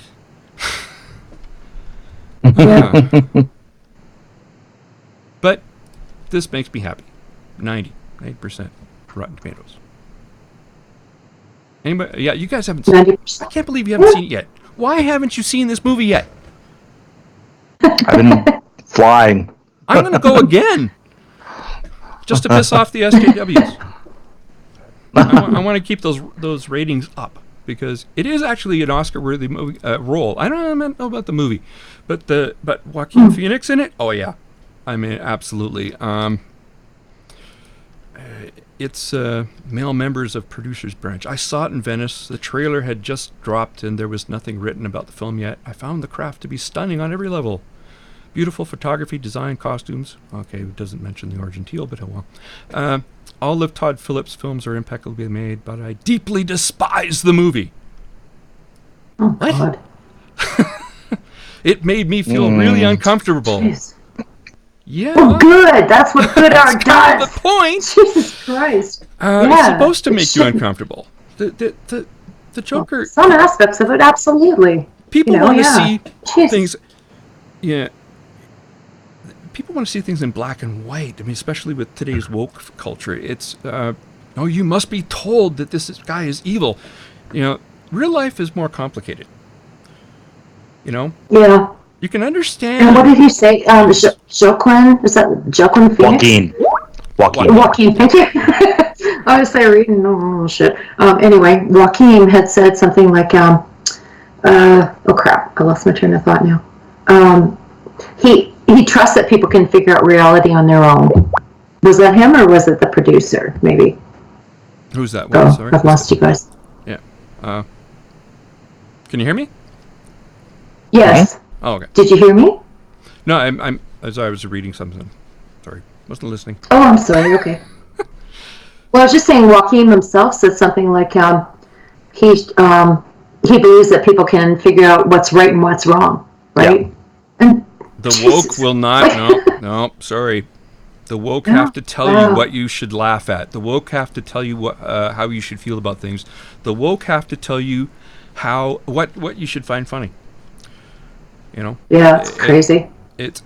Yeah. I'm glad my daughter is the age she is, because like teaching, smaller children that, oh God, to enjoy having a good sense of humor. And what did I used to say to Kara? Like, if you can't laugh at yourself, other people will do it for you, right?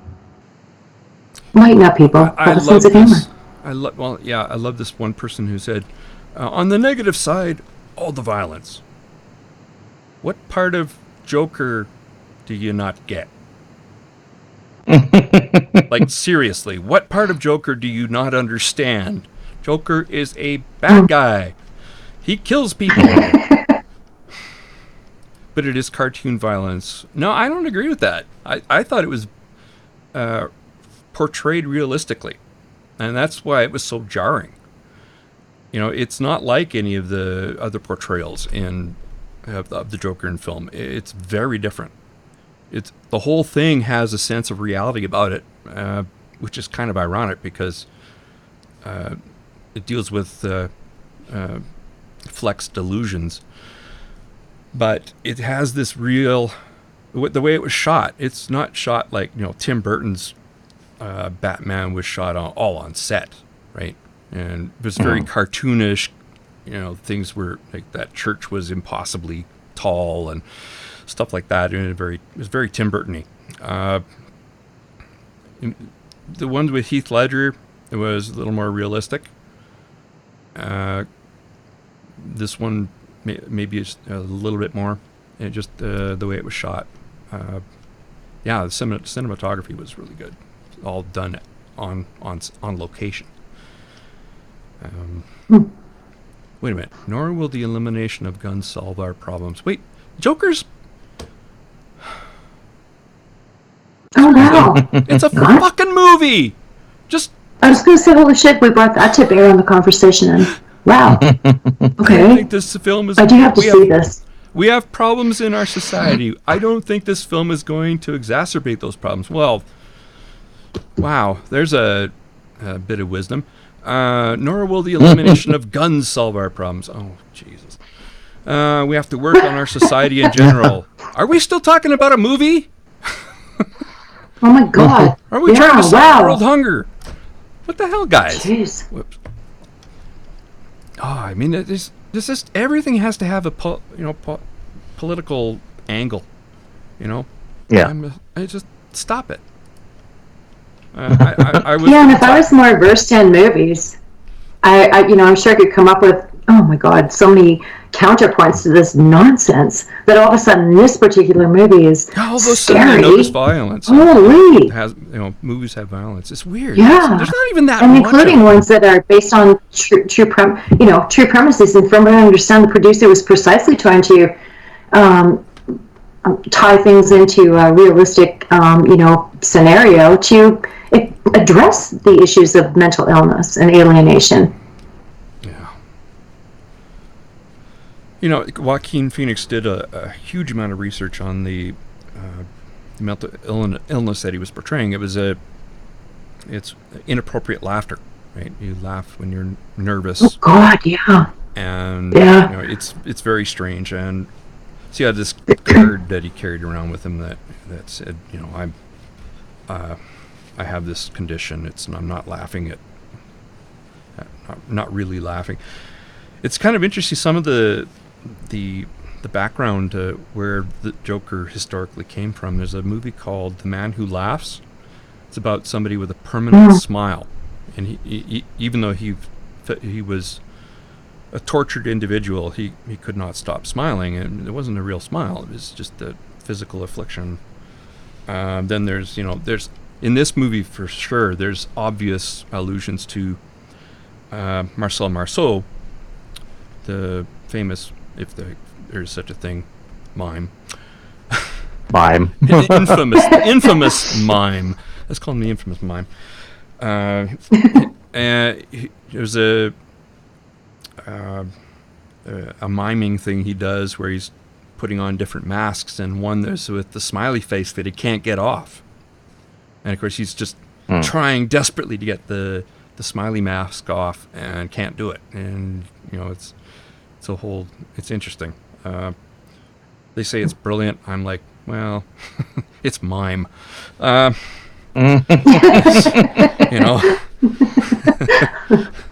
not a big mime fan. I've seen mimes, and they can be really annoying people. But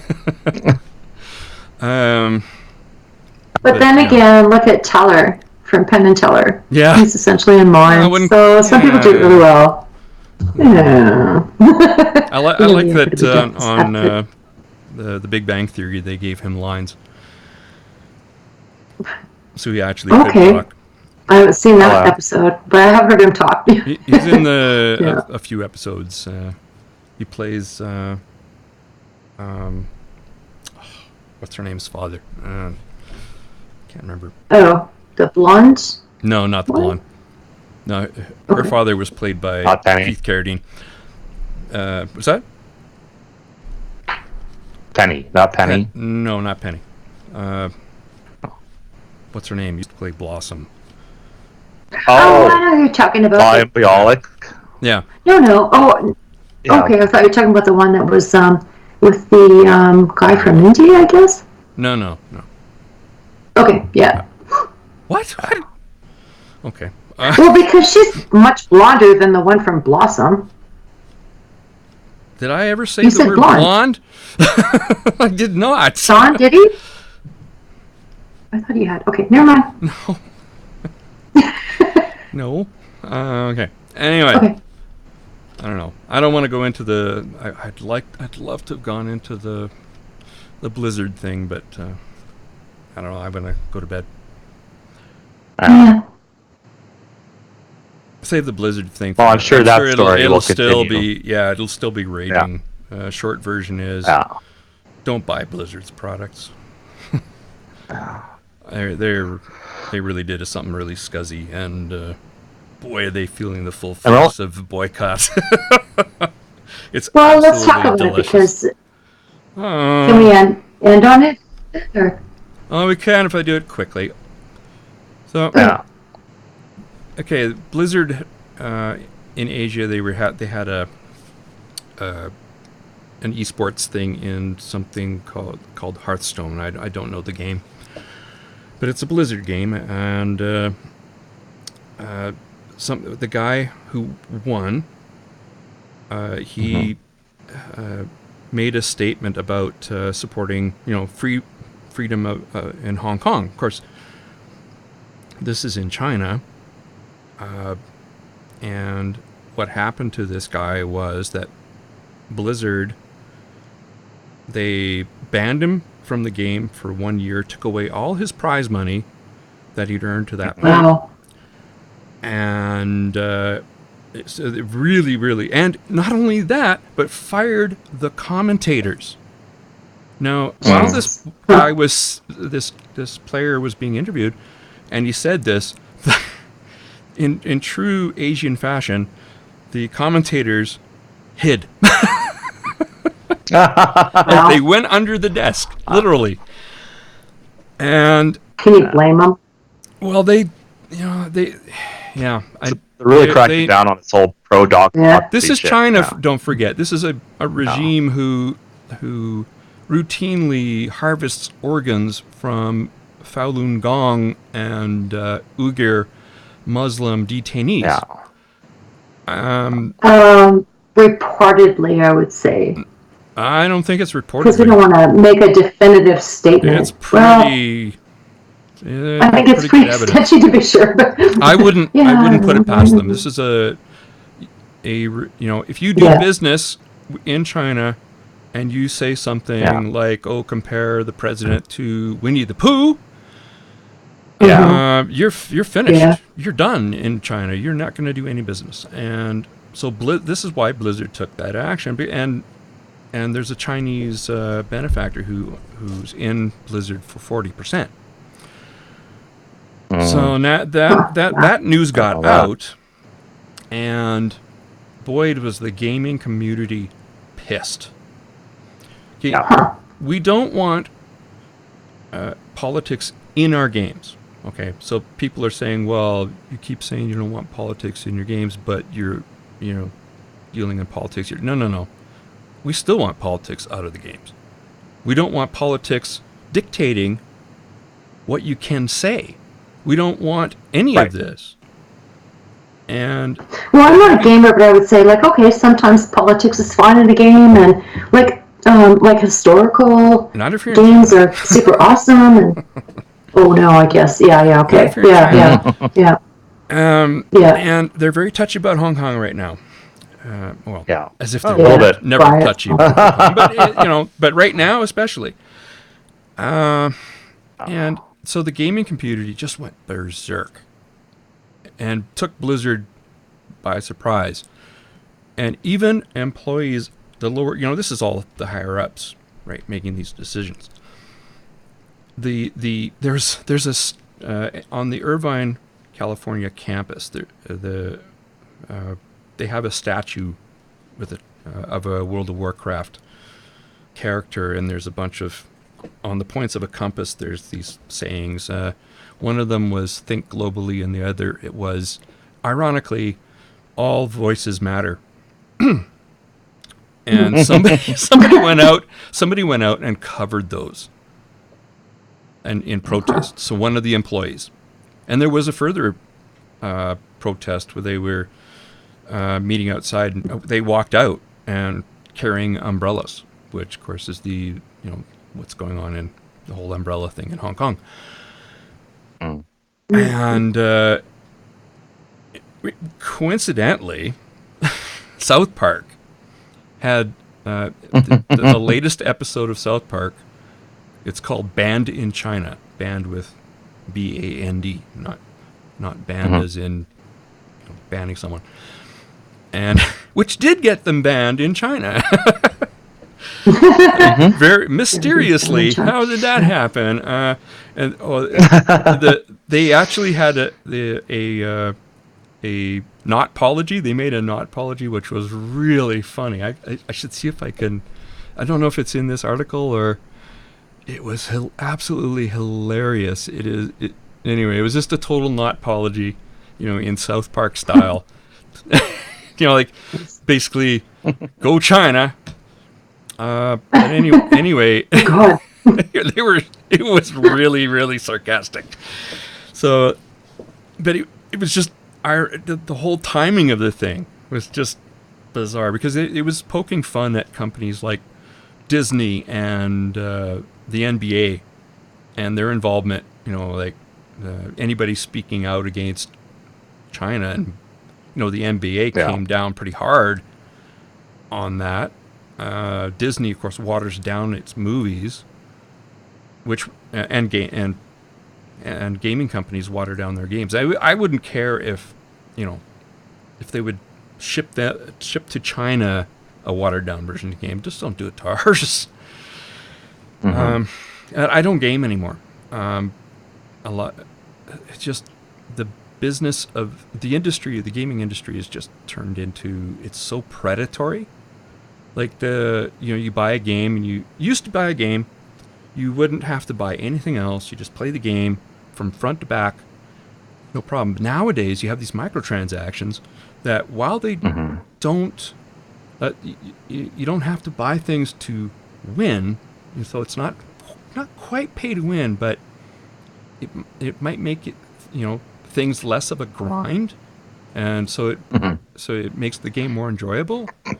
And that's when that's the insidious nature of these microtransactions, is that you start buying in-game stuff to make the game a little more enjoyable. But you should have that up front, okay? And so many games, and like Call of Duty is coming out, or actually it probably is out now. I think it was October 4th. And right now there aren't any microtransactions, but you better believe they're coming, because they don't do that at the beginning. Yeah. They get you emotionally invested in the game so that you don't want to quit, and you'll buy things in the game. It's so nefarious and so it's just disgusting. And there's a there's very few. EA is a big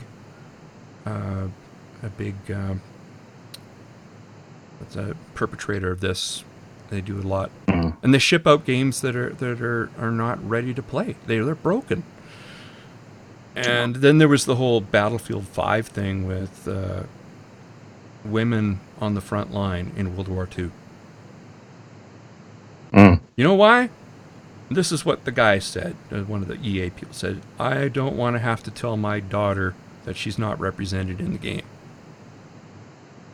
But there weren't any women in the front lines in World War II. So screw historical accuracy, which is one of the reasons people buy into that. I used to buy into Battlefield. I love Battlefield.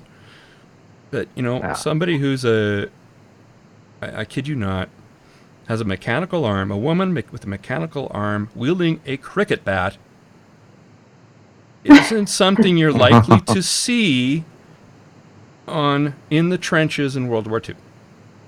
And I am not kidding you.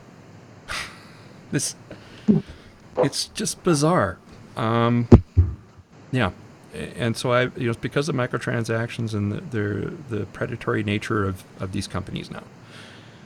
There's only a couple of games that I'm interested in coming up is Cyberpunk. CD Projekt Red is it's literally the only publisher that I can think of that still has the trust of gamers. And but by that I mean they're not going to pull any of these microtransaction stunts.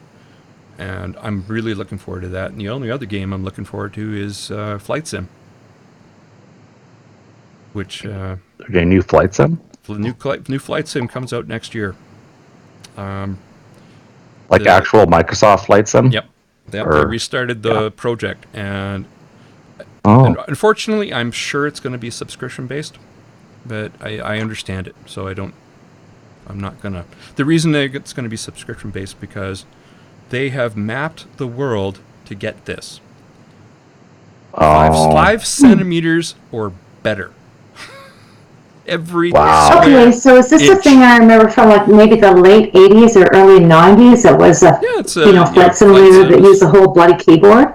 Yeah. Okay. Yeah. Wow, that's a blast from the past, really. They've advanced the technology. I can only imagine. They're using satellite imagery, and they're procedurally drawing in the trees, but it's based on the imagery. Which means that every tree is where it is in reality. It's crazy. So you can see your own house. Okay, you're flying around in Flight Sim, you go by their own house. What they did was they invited about a dozen people to see the game, and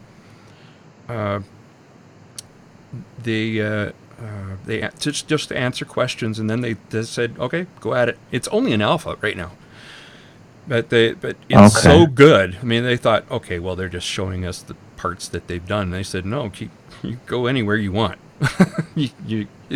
That's cool. It was, and it's photoreal, so it's just incredible. But the amount of data is 2 petabytes, which is So if you've got a 2 gigabyte hard drive, you need 1,000 of those to store the data.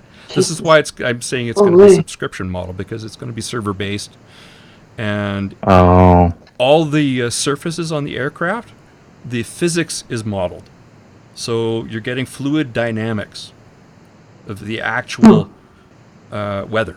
So it's real time weather. It just. And it has a 600-kilometer drawing distance for the sky. That's real. So is this was this literally training material for people who were learning to fly in capacity? Well, so, like I said, this one from the 90s was actually a flight simulator that people actually use. I don't even know how I got hold of it, but it used up your entire keyboard, including the shift control and blah blah blah. If you play this game, you don't want a keyboard. you want the yoke and the pedals. Yeah. No, but I'm saying, like, from the 90s, it sounds like this is the thing that has, like, just become exponentially that more. Okay, yeah. But cool. Microsoft fired their team after Flight Sim 10, and I hadn't heard about it starting up again until my brother informed me about it about a week ago. So it's in development, but it's looking extremely promising, and wow, it's just the people that were allowed to test it, they were pretty skeptical, and then they're like, holy crap. It's all the physics is real time. So it's cool. It's all based on airflow. So they're modeling the actual effects of all the surfaces on the aircraft, and it's just, even the head, if you're on a camera that's outside looking in, the head motions are simulated, and detail, and that's I bet. Yeah, it's huge. Sounds fascinating. Everything is redesigned from the ground up. It's just going to be fantastic. I'm looking forward to that, and I'll disappear from the face of the earth for a while. So, my brother and a friend of mine, or his friend of his, we used to fly together, flight sim, and we'd get together every evening and fly around. We never did finish the world trip. Cool. But now it's cool. Yeah, it is. It's really, like, the technology has advanced so far. You couldn't do it on a PC. There's just no way. So it has to be. Yeah. Your PC's rendering stuff, but most of the work is done, on servers. Yeah. It's going to be incredible. Makes sense. Yeah. I'm going to love it. Yeah. Cool. So there's now that boycott of Blizzard, and that is still going on. Last 48 hours, and people are deleting their accounts with Blizzard, and there's so many of them that it can't handle the traffic. The Blizzard can't handle the traffic, and they're getting hammered. The gamers are just pissed. They are just angry. Yeah. And I think a lot of that has it's to do amazing with the environment that things like microtransactions have created. Well, I don't know what okay, those I guess are purchases. Things within games that actually. Okay. Yeah. Like if they're cosmetic, it's amazing, right? But if they're not cosmetic, if they're cosmetic, sometimes it's just skins and costumes and things. That's okay. I don't mind. Yeah, they're purely cosmetic, but yeah. But if it affects gameplay, that should be out. There's a. Oh, I see. Okay. Yeah. NBA 2K. This is another really, really, really horrible game developer. 2K Games. They develop games like NBA. And in NBA, there's loot boxes and stuff, which is a really hot button topic. Yeah. Because it's intersecting with politicians. Politicians are getting involved, saying, enough's enough. Kids are spending money without their parents' knowledge on these loot boxes. And loot boxes are random, right? Whatever you get. So if you want a particular player, you might have to buy oodles and oodles, thousands of dollars. It's just absolutely terrible. But there are literal slot machines to, basically, it's gambling. The game is rated ages 3 and up. Oh, wow. And oh, my God. The response of PEGI, which is one of the organizations that, funny, the gaming industry actually runs. Fancy that. So it's not gambling. It's a fucking slot machine. PEGI stand? Well, duh. It's there's all kinds of free online slot machines, so that's not an argument. But if it's pay, well then holy shit, have to pay that's a different thing. Sometimes you can pay real money. You don't have you can get free spins kind of thing. But that's like drug dealers giving you a free taste while they get you hooked. It's disgusting. Yes, yeah. And that's why I don't trust game developers anymore to make my game enjoyable to play without having to fork over extra money after I've already paid a premium price for a game. You're so sweet. You know that people will make money wherever they can. They didn't. If they can make money off something, there they're was going a time. Well, then they discovered that they could make money off doing it, so they're doing it. And I discovered that I didn't want to spend it. So good. Most people. I hope people will also come to that conclusion rather than blowing money on something stupid. Do you know what the gaming industry calls people who buy stuff in game? Like they actually do suckers. Suckers. It's close. They're called whales. Whales. What? Whales. Like. Spell it out. WHALES. Whales. Why would they be called whales? Okay. I don't know. I don't know what the origin of the word is. But anyway. Okay. Now EA, there's a guy from EA Games that this got leaked. It was a talk he gave. And the title of the talk, I kid you not, was "Let's Go Whale Hunting."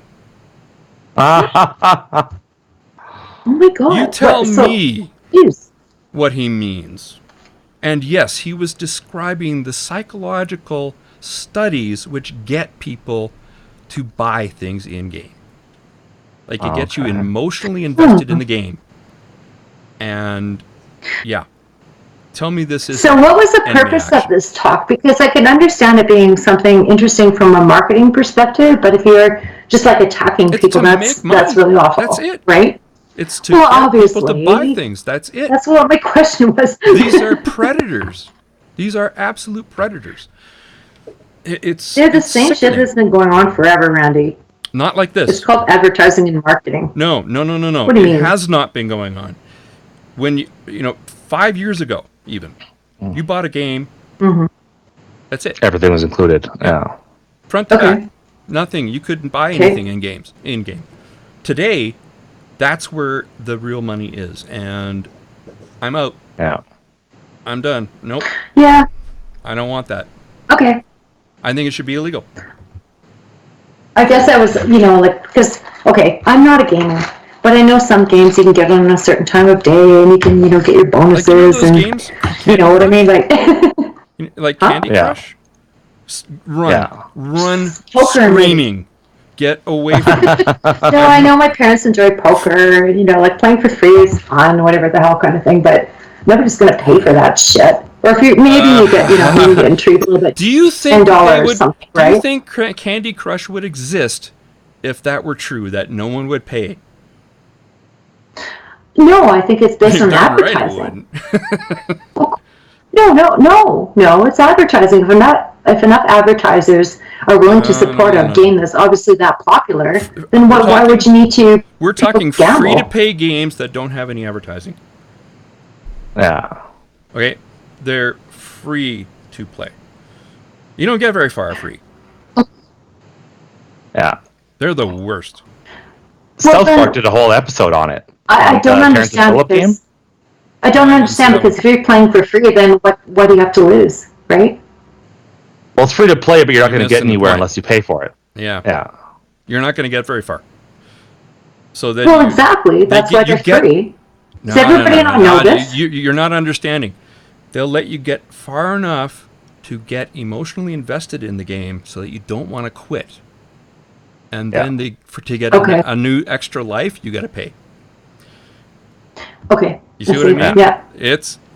No. These games would not exist if they couldn't make money off of this. Of course, they're going to make money off of this. They're going to fleece everybody, and there are people who are a little bit less resistant than I am to this kind of stuff. Yeah, because I enjoy going to the casino because hey, if I blow $20, I've still got a nice meal from the buffet and cheap drinks and better than that movie night out kind of thing, right? Some of these people are emptying their parents' bank accounts. Oh God! Oh my God! Well, how did they get access to their parents' bank accounts? I don't know. That's what I'm curious about. I don't know. This one their phone is linked to their credit card or whatever. That could do it work. Yeah, there's this one kid who didn't know that it was real money he was spending. Wow. And try to get that money back. Yeah, good luck.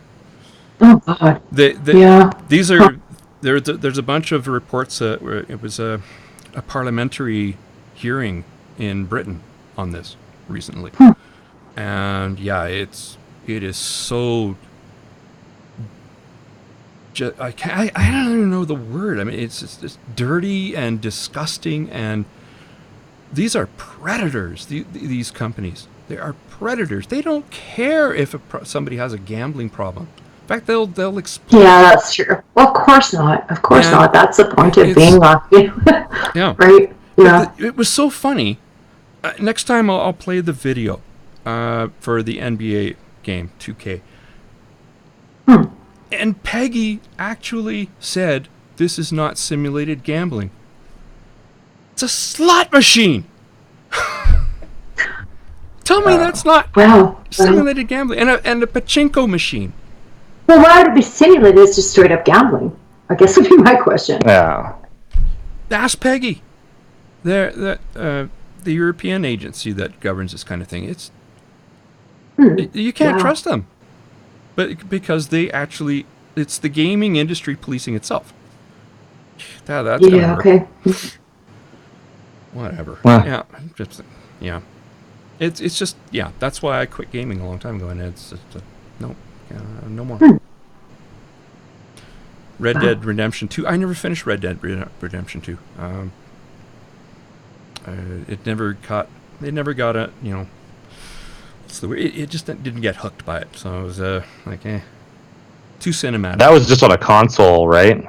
Yeah, it's only coming now on PC, so it's. I shouldn't say that because there are a couple of games that I have, but they are above board. Universe Sandbox, but those are very different. I played Diablo, but there was no.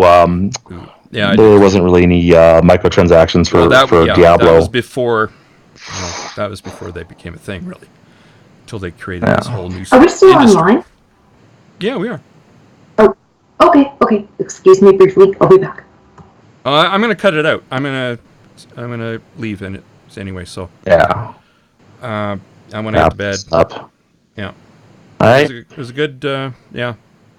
I've been wanting to talk about this on the gaming industry for quite a while because, I watched the Quartering and a few other a few other YouTube sites, and you see this, and it's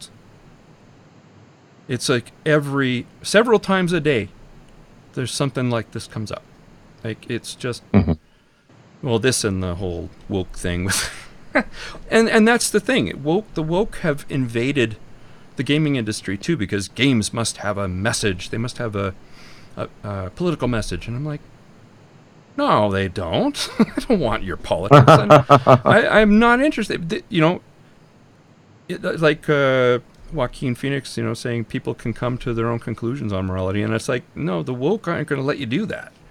They want to tell you what to find morally acceptable. They don't want to leave. That's all over. I mean, like listening to that Inquisition with Lindsey Graham. Lindsey Graham. What was her name? Lindsey Shepherd. Lindsey Shepherd. And it was exactly that. No, they must be told how to feel about this. I'm like, you really need to be told about that Hitler was bad.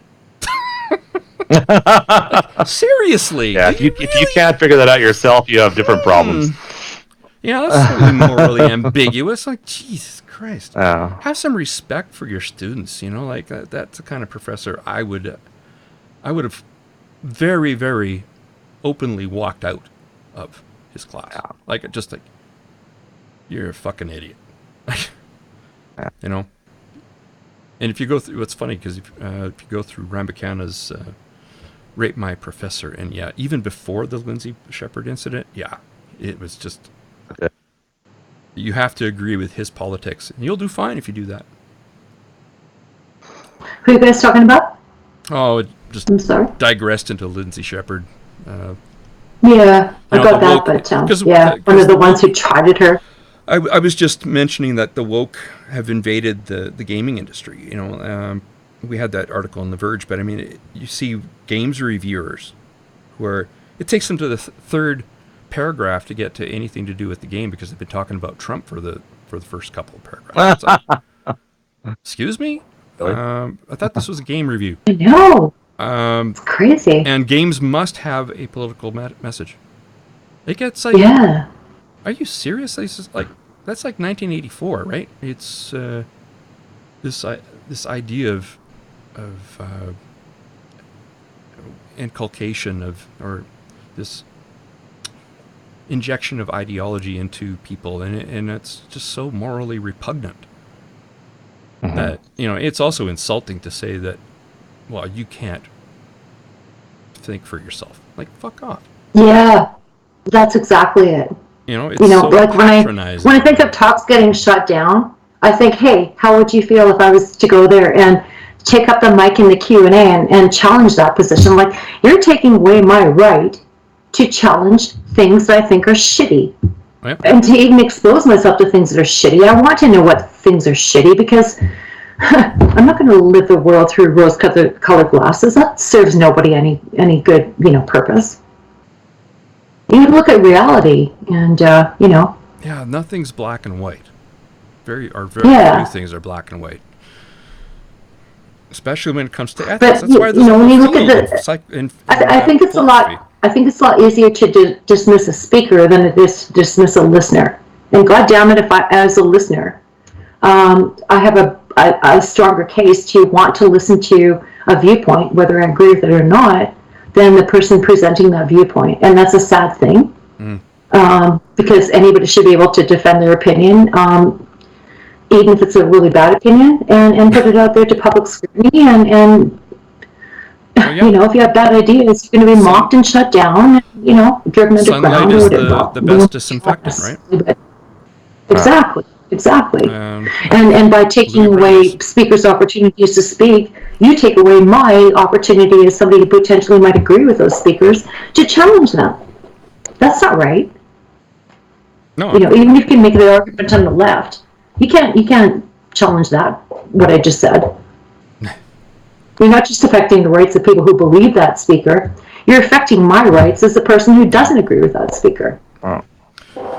Well, the woke are all about dictating. They're authoritarian. They are, it ticks off all the boxes of a cult. I mean, you've called it a cult before, and all the things that a cult. I've called it a cult before. Did you say? No, I said you've called the woke a cult before. Oh yeah. And it's true. I mean, if you go look at the definition of the character, what are the characteristics of a cult? It ticks off all the boxes. It really does. Yeah, it does. I mean, you don't isolate you and feed you. Dogma. And it's great that when people like Dave Chappelle stand up and say, I'm not gonna shut up. Forget it. Yeah. We need more people doing it. CK. And we need fewer people listening to these people. I keep saying they have only as much power as we give them. They got none on their own. And all this, getting people. Well, the more that we draw attention to them, the more that we ban them from speaking, the more attention is going to be drawn to them, right? And some of them are actually not, fucking, crazy people. They're just people that need to be addressed. And like, for example, Sargon of Akkad, right? Yeah. He's a winger, but there's a lot I agree with him. I haven't really, to be honest, watched him a lot lately, but I do. I disagree with some of the other stuff he says. Exactly. Go figure. Do I think he should be shut down? Absolutely not. He's not a Nazi. Well, look what they did with Bernier. Dave Rubin and Marcel Bernier. I'm not sure, Antifa or was some was obviously the left-wing group basically stopped that talk from happening. This is this is a national political leader, and you're stopping. Yeah. I don't know who you're talking about. I'm sorry. The leader of the People's Party, that guy, that Bernier. Yeah. Oh, okay. Dave Rubin was going to host a talk with him, and they blocked people. Literally, one was a little old lady. Wow. Congratulations. Wow. Oh, okay. So, like physically blocked. Okay. Yeah. Okay. Yeah. Huh. Yeah. Yeah, we can't tolerate that. That is something we cannot tolerate. No, because you don't know why people are going to see that talk. Yeah, or I don't care. Like I said, I could very well be. What's that? Well, exactly. Yeah, it's none of your goddamn business. Like, go and respectfully engage. Wait for the Q&A. Ask questions. Yeah. Don't be a dick and like be violent and try to undermine their right to speak. Raising sympathy for them.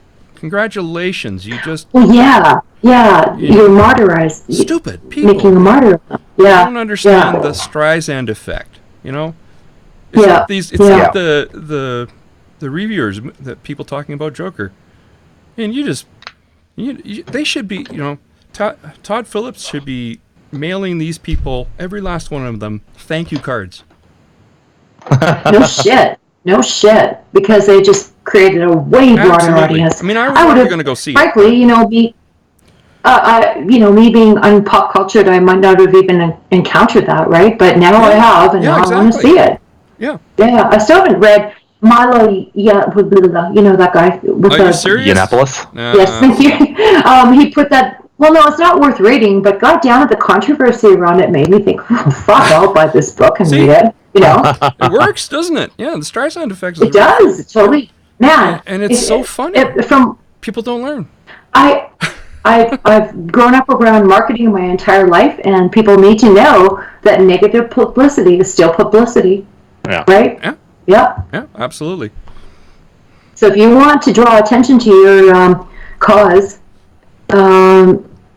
enact negative publicity. Put yourself out there in the media, and obviously some causes aren't going to be amenable to that kind of thing. But frankly, if you can produce controversy, that's a way bigger winner than just I got in the media, right? No, I got in the media and caused some shit, and I created an audience and some sympathizers, right? Mm-hmm. That's a tactic, and a very effective one.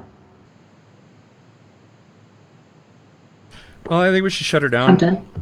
Yeah, okay. Nice rant. Good. I love it. I love it. I want to thank everybody who joined my Facebook party. So would I. Yeah. And thanks for being yeah. Thank you so much, everybody. I don't know who's still there, but yeah, I gotta get the audio of this. The last one, my voice was coming over funny, and I found out why. And God damn it, there's a setting in my. There's a modulation setting in here, and it was cranked all the way over. I'm not going to blame any particular cat, but I'm sure it was one of them. As I didn't do it. I don't remember ever doing that. And cats, on the other hand, they've taken to doing some of my coding for me, so it doesn't run.